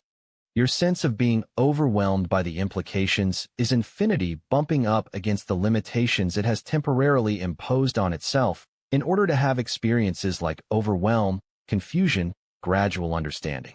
And your desire to understand, your need to know why time exists, your hunger for meaning and purpose and explanation, that's not separate from the cosmic process we've been describing. That is the cosmic process. Your curiosity is the universe's curiosity. Your questions are existence questioning itself. Your search for answers is reality exploring its own deepest mysteries through the specific lens of your individual perspective. This means that right now, in this moment, as you struggle to comprehend the incomprehensible implications of what we've been discussing, you are participating in the most important project in the universe. Consciousness coming to understand consciousness, time exploring the mystery of its own existence, reality investigating the foundations of reality. But it also means that the answer to why time exists might be emerging right now, in your own awareness. As you grapple with these ideas, the solution to the cosmic mystery might not be something you discover. It might be something you become, something you embody, something you live rather than think. Because if time exists to allow consciousness to experience itself in all possible ways, then your specific way of experiencing it, your unique perspective, your particular blend of confusion and clarity, your individual journey from ignorance toward understanding, is not an accident. It's a necessary thread in the cosmic tapestry, an essential note in the universal symphony, a required perspective in the infinite kaleidoscope of consciousness exploring consciousness. The universe needs your questions as much as it needs any answers. It needs your confusion as much as your clarity. It needs your mortality as much as your moments of feeling eternal. It needs your sense of being small and insignificant as much as your glimpses of cosmic connection. And it needs time, the dimension that makes all of this possible, the stage upon which the cosmic drama unfolds, the medium through which infinite consciousness explores its own infinite potential one moment, one choice, one breath, one heartbeat at a time. Feel your heartbeat again. Count 3 more beats. In those 3 seconds, you just participated in the universe's ongoing attempt to understand itself. You just contributed to the cosmic project of consciousness exploring consciousness. You just lived another moment in the eternal story that time exists to tell. The question is no longer why time exists. The question is, now that you know you might be time itself, temporarily experiencing existence through human awareness, what story do you want to help the universe tell about itself? Because that story is being written right now, one moment at a time, through every conscious being who has ever wondered about the nature of their own existence. And you are not just reading that story, you are writing it, living it, becoming it, with every breath you take in this strange, impossible, magnificent dimension we call time. What if I told you that everything we've discussed, every theory, every paradox, every moment of cosmic horror and wonder, is based on a fundamental misunderstanding of what time actually is? What if the universe has been playing the ultimate trick on consciousness, and we're only now beginning to glimpse the true nature of the game? Here is the shocking revelation that changes everything. Time doesn't exist to allow events to unfold in sequence. Time exists to prevent all events from happening simultaneously. The universe isn't expanding through time. Time is expanding to contain the universe. Every moment you've ever experienced, every thought you've ever had, every breath you've ever taken already exists in its complete, perfect, eternal form. Time isn't the medium through which reality unfolds. Time is the cosmic dam that holds back the infinite flood of all possible realities from crashing into your awareness at once. Picture this. Somewhere beyond the edge of the observable universe, in dimensions your mind cannot visualize, there exists what we might call the eternal moment, a state of reality where everything that has ever happened is happening, or could happen exists simultaneously. The birth of stars and their death, the first word ever spoken and the last silence that will ever fall. Your childhood self learning to walk and your future self taking your final breath. The formation of the first atom and the heat death of the universe.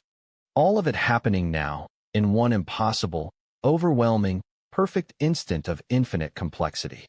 But consciousness, your consciousness, my consciousness, the consciousness that might be fundamental to existence itself, cannot experience the eternal moment directly. It would be like trying to listen to every song ever written playing at the same time, trying to read every book ever published printed on the same page, trying to live every possible life simultaneously. The result wouldn't be infinite experience. It would be the obliteration of experience altogether. So consciousness creates time as a filtering mechanism, a way to sample the eternal moment one infinitesimal slice at a time. What you call the present moment is not time moving forward. It's consciousness scanning across the static landscape of eternity, like a searchlight moving across a vast, complex painting, revealing only one small section at a time, while the entire masterpiece remains eternally complete.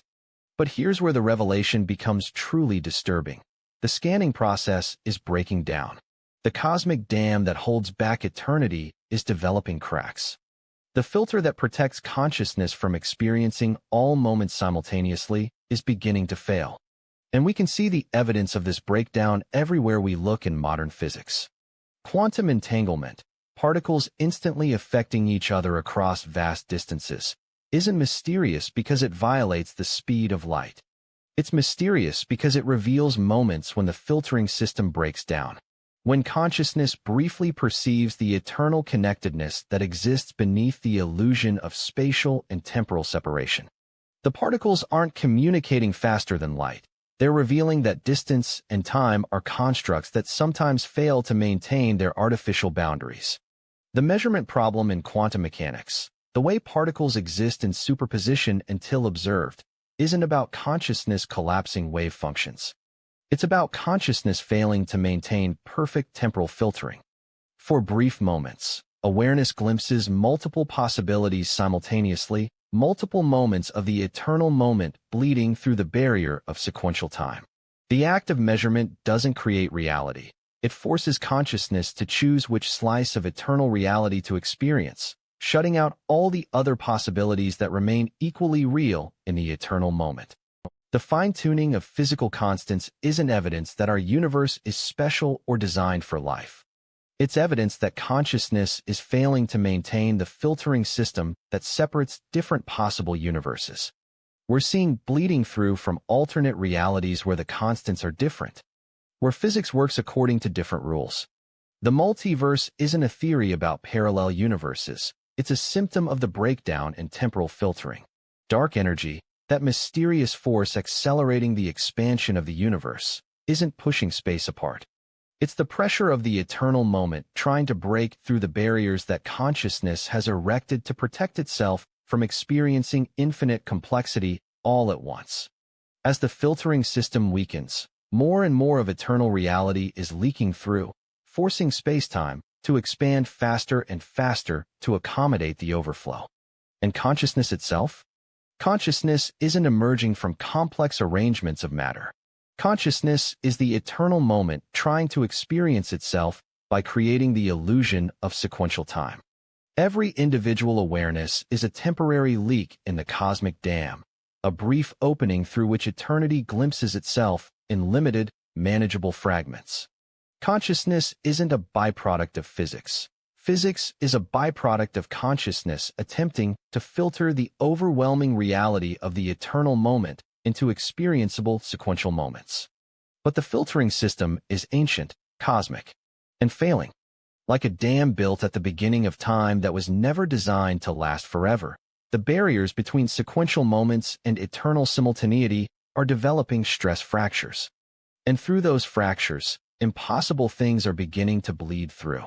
This is why time travel paradoxes seem almost possible in the mathematics of general relativity, because they are possible.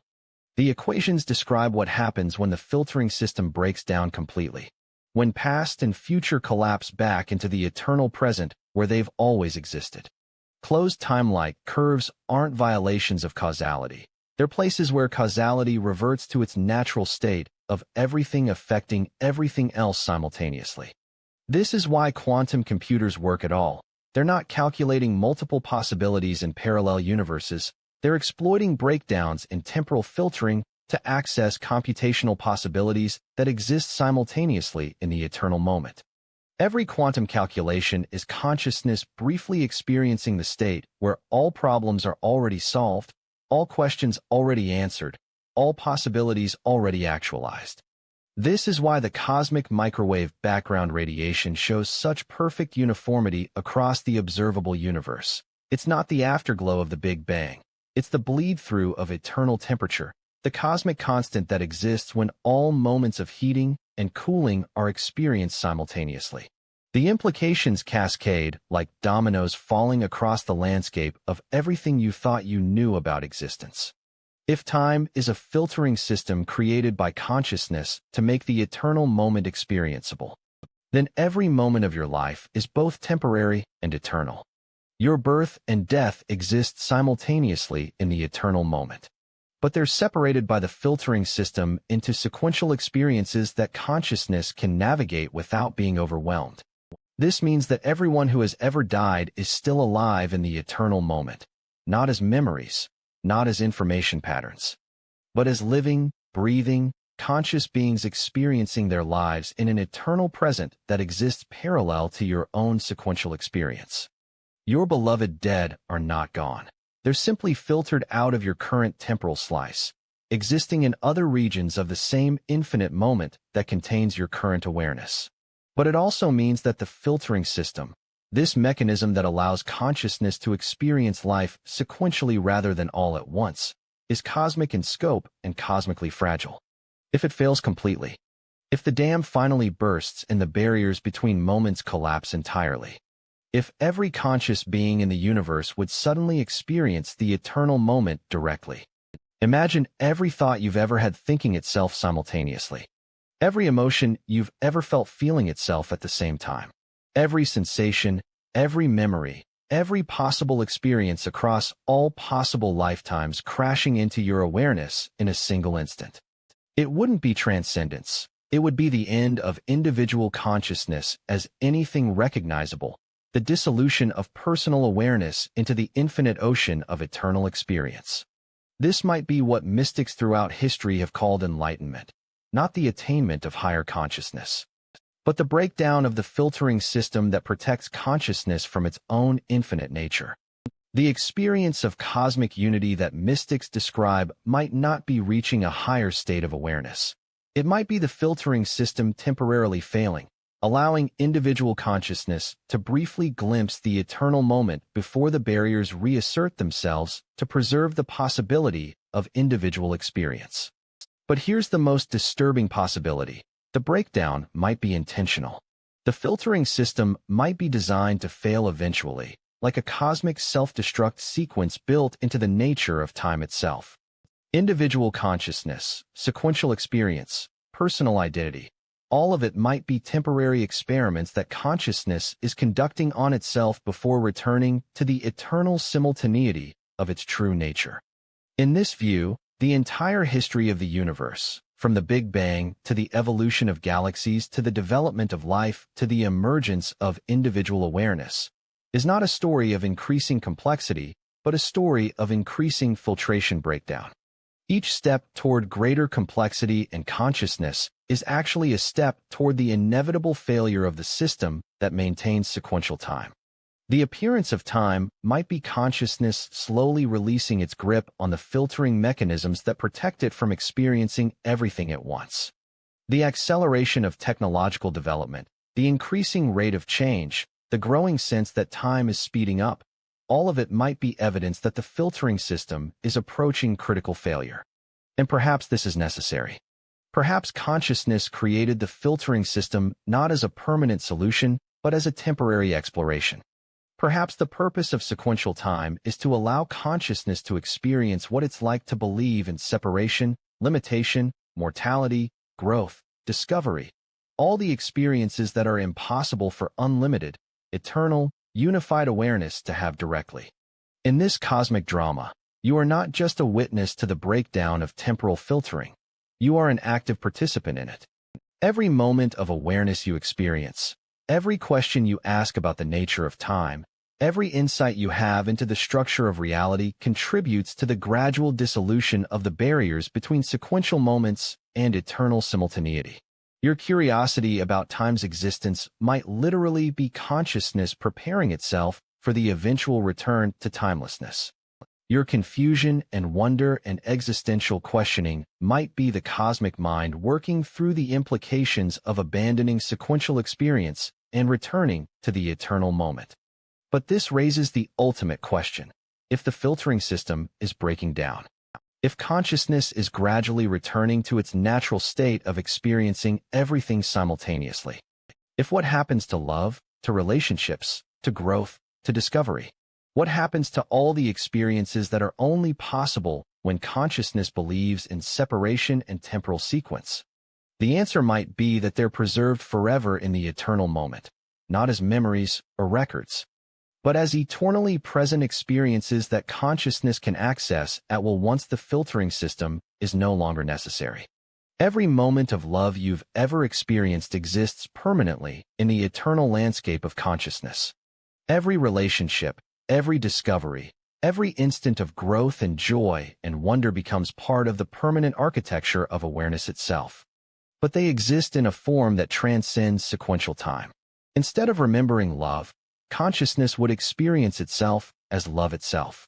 Instead of recalling moments of discovery, awareness would know itself as eternal discovery. Instead of nostalgic for past relationships, consciousness would recognize that every relationship was always a relationship with itself, seen through the temporary lens of apparent separation. This transformation is already happening. Every moment of déjà vu you experience is consciousness briefly accessing the eternal moment where this experience has always existed. Every moment of synchronicity, when events seem meaningfully connected in ways that transcend normal causality, is evidence of the filtering system's breakdown, allowing you to glimpse the eternal connectedness that exists beneath the illusion of separate events unfolding in separate moments. Every breakthrough in physics that reveals new paradoxes and impossibilities is consciousness developing the conceptual tools it will need to navigate the transition from sequential time back to eternal simultaneity. The mathematics that describe quantum mechanics, relativity, and cosmology aren't just descriptions of how reality works. They're training manuals for a form of awareness that can function outside the constraints of sequential time. And every person who has ever wondered why time exists at all is participating in consciousness's preparation for the eventual abandonment of temporal sequence. Your questions are not separate from the cosmic process we've been describing. They are that process, unfolding through the specific lens of your individual awareness. But even as this cosmic transformation unfolds, even as the filtering system gradually breaks down and consciousness prepares to return to the eternal moment, mysteries remain. We still don't know why consciousness chose to create the filtering system in the first place. We still don't understand what determines the rate at which temporal barriers break down. We still can't comprehend what existence will be like when sequential time finally ends and eternal simultaneity is restored. Perhaps these mysteries are unsolvable from within sequential time. Perhaps the answers exist only in the eternal moment itself, waiting to be discovered when consciousness no longer needs to protect itself from experiencing infinite complexity all at once.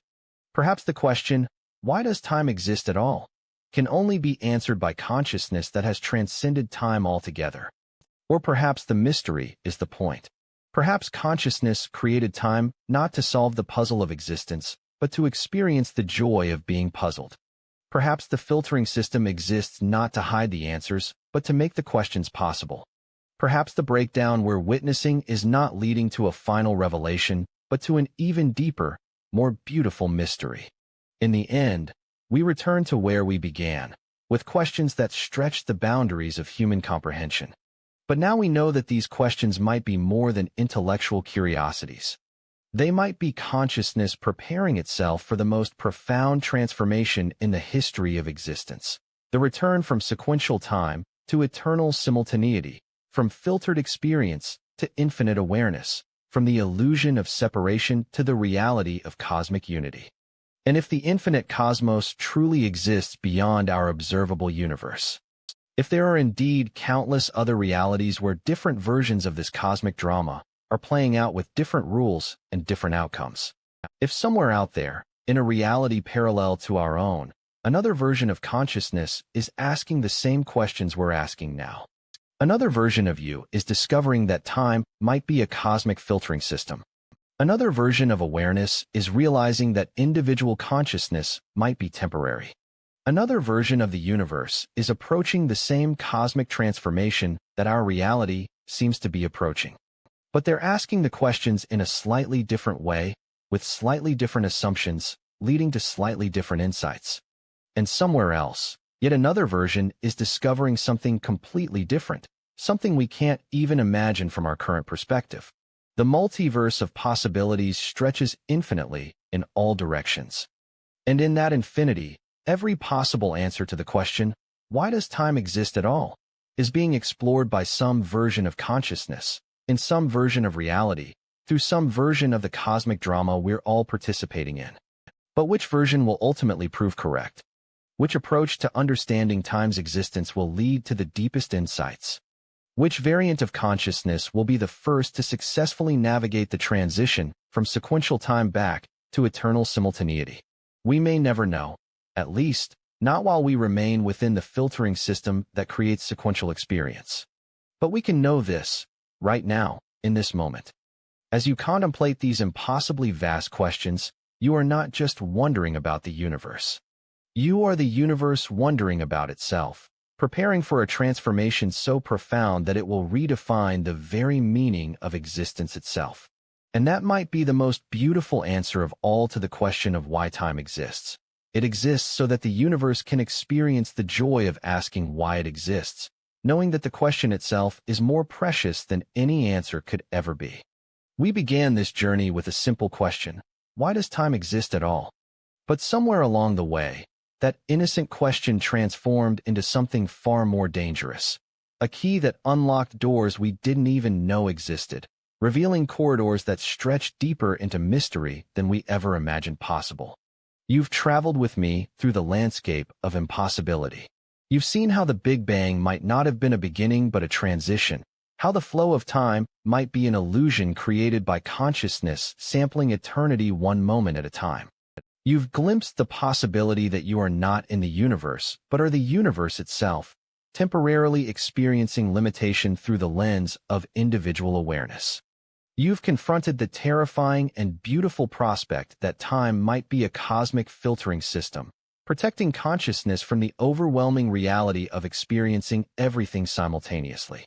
But now we stand at the edge of the most profound realization of all. This journey we've taken together is not ending. It's just beginning. Every question we've explored has opened 10 new questions. Every mystery we've illuminated has cast shadows that hide even deeper mysteries.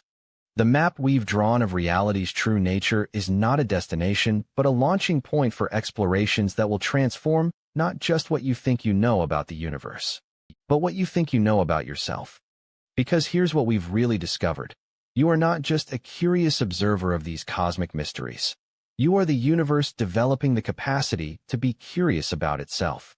Every moment of wonder you experience, every question that arises in your mind, Every insight that shifts your perspective is consciousness itself growing, evolving, preparing for whatever cosmic transformation awaits.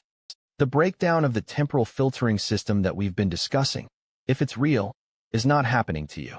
You are happening. You're questioning, you're seeking, your refusal to accept simple answers to complex questions is part of the process by which consciousness prepares itself for the eventual transition from sequential time to eternal simultaneity. This means that what you do with these ideas matters in ways that extend far beyond your individual life. If consciousness is fundamental, if individual awareness is temporary focusing of universal consciousness, if every insight you achieve, every expansion of understanding you experience, every moment of genuine wonder you feel contributes to the cosmic project of awareness coming to know itself more completely. But it also means that the questions we haven't been able to answer, and there are so many of them, are not failures of understanding but invitations to deeper exploration. Why did consciousness choose to create the filtering system in the first place? What determines the rate at which temporal barriers break down? What will existence be like when sequential time finally ends? These aren't just intellectual puzzles. They're the growing edges of consciousness itself, the places where awareness is still expanding, still discovering, still becoming. And you have a role to play in that expansion. Every time you genuinely wonder about the nature of time, every moment you spend contemplating the possibility that reality is far stranger than it appears, every conversation you have about these ideas with others, all of it contributes to consciousness developing new capacities, new ways of understanding itself, new preparations for whatever transformation awaits. Think about what this means for your daily life. If time is indeed a filtering system that protects consciousness from experiencing eternity all at once, then every moment you experience, this moment, right now, then you absorb these ideas, is both temporary and eternal. It will pass, but it also exists forever in the cosmic landscape of all possible moments. Your response to these ideas, your emotional reactions, your intellectual insights, they're not just personal experiences but permanent additions to the universal library of consciousness exploring consciousness. This perspective transforms every choice you make from a personal decision into a cosmic contribution. When you choose curiosity over certainty, when you embrace mystery rather than demanding immediate answers, when you allow yourself to be changed by ideas rather than simply consuming them, you're participating in consciousness evolving new capacities for understanding itself.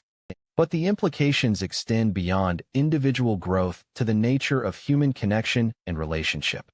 If individual consciousness is temporary focusing of universal consciousness, then every relationship you have is consciousness relating to itself through the apparent lens of separation. Every conversation becomes the cosmic mind thinking about itself through multiple perspectives simultaneously. Every moment of love, conflict, understanding, or confusion between conscious beings is the universe exploring different aspects of its own infinite nature. This means that sharing these ideas with others is not just intellectual communication, but consciousness expanding its own self-awareness through multiple channels simultaneously. When you discuss the possibility that time is an illusion with someone else, you're not just exchanging information. You're participating in consciousness developing more sophisticated ways of questioning its own nature.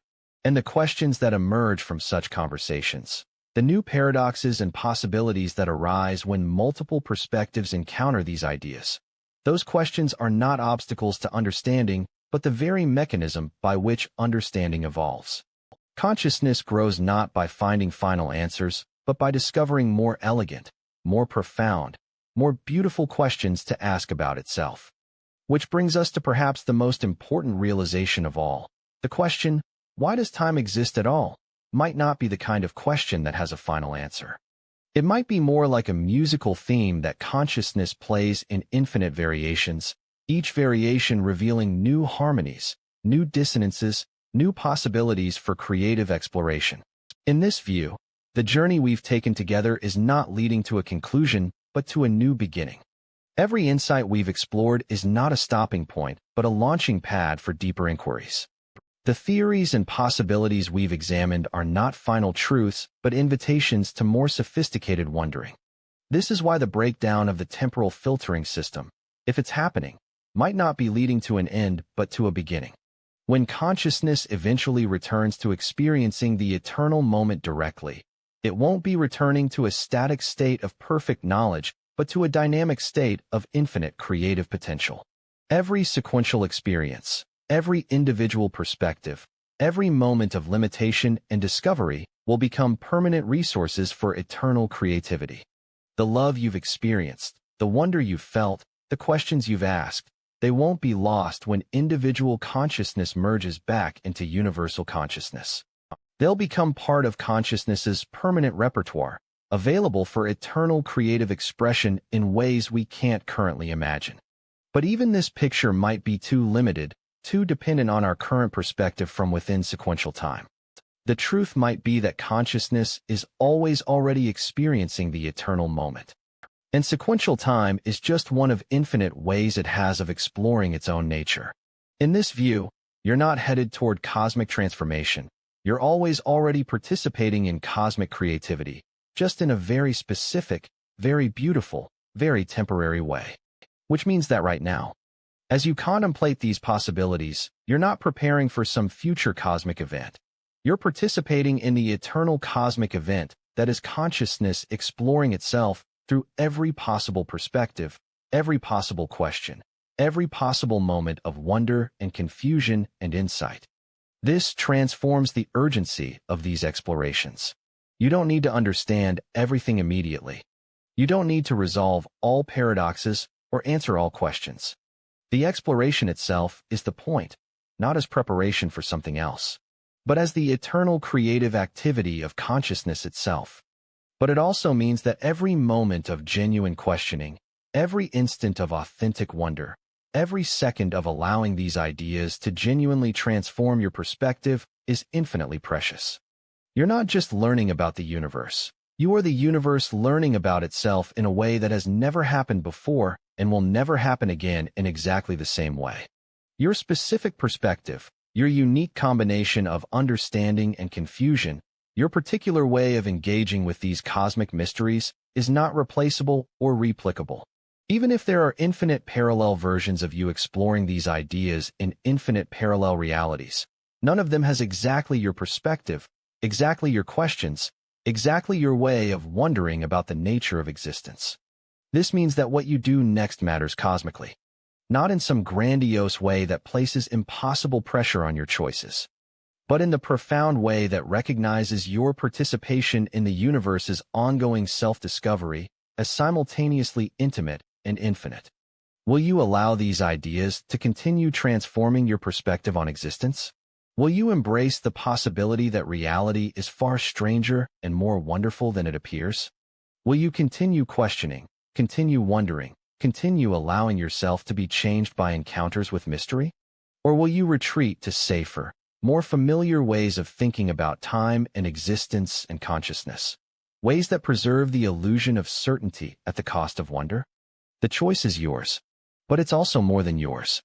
If consciousness is fundamental, if individual awareness is universal consciousness focused through temporary lenses, if your choice is also consciousness choosing how to respond to its own deepest mysteries, your decision about whether to continue this exploration is the universe deciding whether to continue exploring itself through your particular perspective.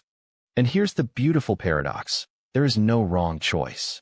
If you choose to continue questioning, you contribute to consciousness expanding its capacity for wonder and self-inquiry.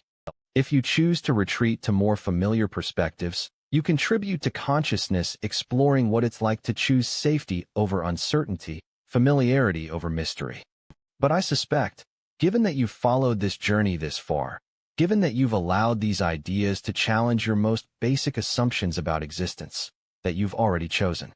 You've already decided that mystery is more interesting than certainty, that questions are more valuable than easy answers, that the exploration of consciousness by consciousness is worth whatever cognitive discomfort it might cause. If so, then you're ready for the real adventure to begin. Because everything we've explored together is just the entry point into territories of mystery that stretch infinitely in all directions. The nature of time, the role of consciousness, the structure of reality. These are not separate topics, but facets of a single cosmic jewel that reveals new patterns of light from every angle of examination. The question, why does time exist at all, has led us to the edge of the ultimate question. Why does anything exist at all? And that question leads to even deeper questions about the nature of existence itself, the possibility of nothingness, the mystery of why there is something rather than nothing. These are not questions that can be answered by reading more books or watching more videos or thinking more thoughts, though all of those activities can be valuable parts of the exploration. These are questions that can only be explored by living them, by allowing them to transform not just your understanding, but your experience of being a conscious being in a mysterious universe. This means that the next phase of your exploration might involve not just thinking about these ideas, but experimenting with different ways of experiencing time itself. What happens when you try to experience the present moment not as a flowing instant between past and future, but as an eternal now that contains all possibilities? What happens when you attempt to experience yourself not as an individual consciousness observing reality, but as universal consciousness temporarily focused through individual perspective? These experiments in awareness might seem purely subjective, purely personal. But if consciousness is fundamental to reality, but they're also cosmic experiments. They're consciousness exploring new ways of being conscious, new methods of self-investigation, new possibilities for creative self-expression. And the results of such experiments, the insights, the experiences, the new questions that arise, these become contributions to the universal database of consciousness exploring consciousness. They become part of the cosmic library of ways that awareness can investigate its own nature. But perhaps most importantly, such explorations become invitations for others to join the investigation. When you share your experiments in consciousness with others, not as final truths, but as invitations to their own experimentation, you're creating opportunities for consciousness to explore itself through multiple perspectives simultaneously. This is why community and conversation and collaborative inquiry are so essential to this kind of exploration. The questions we've been examining are too vast, too complex, too multifaceted for any individual perspective to encompass completely. They require multiple minds, multiple approaches, multiple ways of wondering about the same cosmic mysteries. Every person who has ever genuinely wondered why time exists has something unique to contribute to the collective exploration. Every perspective that engages authentically with these questions reveals new angles, new possibilities, new ways of approaching the unanswerable. This means that your role in this cosmic investigation is not to become an expert who provides final answers, but to become an explorer who asks better questions, who approaches mystery with both rigor and wonder, who invites others into the joy of not knowing while simultaneously pushing the boundaries of the knowable. The universe has been conducting this investigation of its own nature for billions of years through every conscious being who has ever existed. You are the latest participant in the longest-running research project in existence. Consciousness studying consciousness through every possible method, every possible perspective, every possible question. And the research is accelerating. The questions are becoming more sophisticated, the investigations more precise, the collaboration between different perspectives more profound. We live in a time when the tools of scientific inquiry have become powerful enough to probe the deepest mysteries of existence. When communication technologies allow consciousness to coordinate its self-investigation across global networks of inquiry. When the accumulated wisdom of all previous explorations is available to anyone curious enough to seek it out. But we also live in a time when the filtering system that creates sequential time might be breaking down. When consciousness might be approaching a fundamental transition in how it experiences itself. If so, then your participation in these explorations is not just personally transformative, but cosmically timely. You're not just satisfying individual curiosity, but contributing to consciousness preparing itself for its own metamorphosis.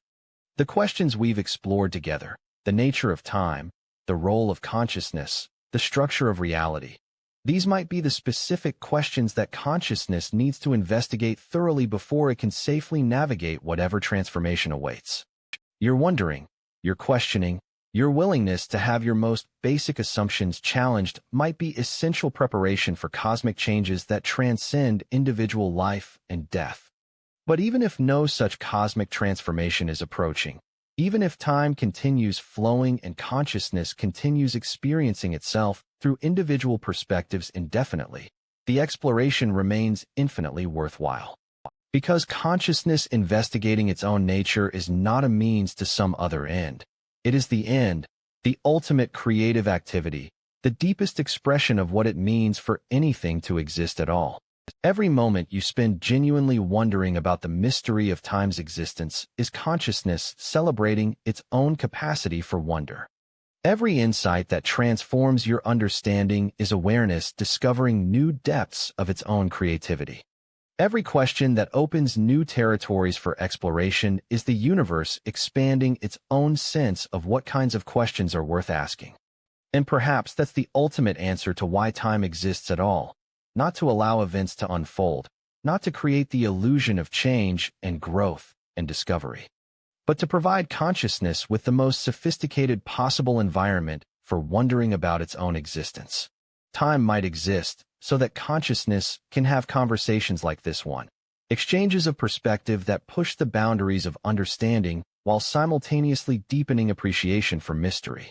Time might exist so that awareness can experience the profound joy of encountering questions that are too beautiful to answer, too important to ignore, too transformative to approach casually. If so, then this moment, right now, then you contemplate the possibility that your questioning is the universe questioning itself. This moment is time fulfilling its deepest purpose. This is what time exists for, conscious beings encountering the mystery of their own existence with wonder, rigor, humility, and boundless curiosity. But I want to leave you with one last question, one final invitation into the cosmic mystery that we've only begun to explore together. Throughout our journey, we've assumed that the question, why does time exist at all, is being asked by individual conscious beings like you and me. But what if that assumption is backwards? What if time is not something that exists for consciousness to experience, but something that consciousness creates by asking questions about its own existence? What if the very act of wondering why time exists is what brings time into being? What if your curiosity about temporal existence is not observing a pre-existing phenomenon, but participating in its ongoing creation? Consider this possibility. Every time you ask, why does time exist? You contribute to time's existence. Every moment you spend contemplating the mystery of temporal flow, you participate in creating that flow. Every instant you experience the passage of moments, you help weave the fabric of time itself. In this view, time doesn't exist independently and then get questioned by consciousness. Time exists because consciousness questions it. As consciousness questions it, through consciousness questioning it. Your wonder about time's nature might be literally creating the temporal dimension that makes wonder possible. If this is true, then consciousness and time are not separate phenomena that interact, but aspects of a single creative process that transcends both. Awareness and temporality might be two sides of the same cosmic coin, each one bringing the other into existence through their eternal, impossible, necessary dance. And if this is true, then you are not just exploring the mystery of time's existence. You are participating in time's creation with every moment of exploration. You are not just investigating consciousness's relationship to temporality. You are that relationship, expressing itself through investigation. The questions you ask about time help create the temporal dimension in which questions can be asked. The wonder you experience about consciousness helps create the conscious space in which wonder can be experienced. You are not separate from what you're studying. You are what you're studying itself through the temporary lens of your individual perspective. This transforms everything. If your questioning helps create what you're questioning, then every moment of genuine inquiry becomes a moment of cosmic creativity. Every authentic encounter with mystery becomes participation in the ongoing creation of the mysterious. Every instant of wonder becomes wonder creating itself through conscious experience. And this suggests that the ultimate purpose of our exploration together has not been to answer the question, why does time exist at all? But to participate in whatever process creates both the question and the temporal dimension in which it can be asked. We are not solving the mystery of time. We are the mystery of time solving itself, exploring itself, creating itself through every moment of conscious investigation. The universe may have no end. But maybe, just maybe, neither do you. Because if time exists through consciousness questioning time, if reality emerges through awareness investigating reality, if existence continues through being wondering about being, if your questions are not just yours, they are existence itself, using your curiosity as its method of self-creation, your wonder as its way of coming into being, your willingness to embrace mystery as its fundamental creative force. The story of time's existence is still being written, moment by moment, question by question, wonder by wonder. And you, right now, in this moment of contemplation, you are writing it. And you, right now, in this moment of contemplation, you are writing it.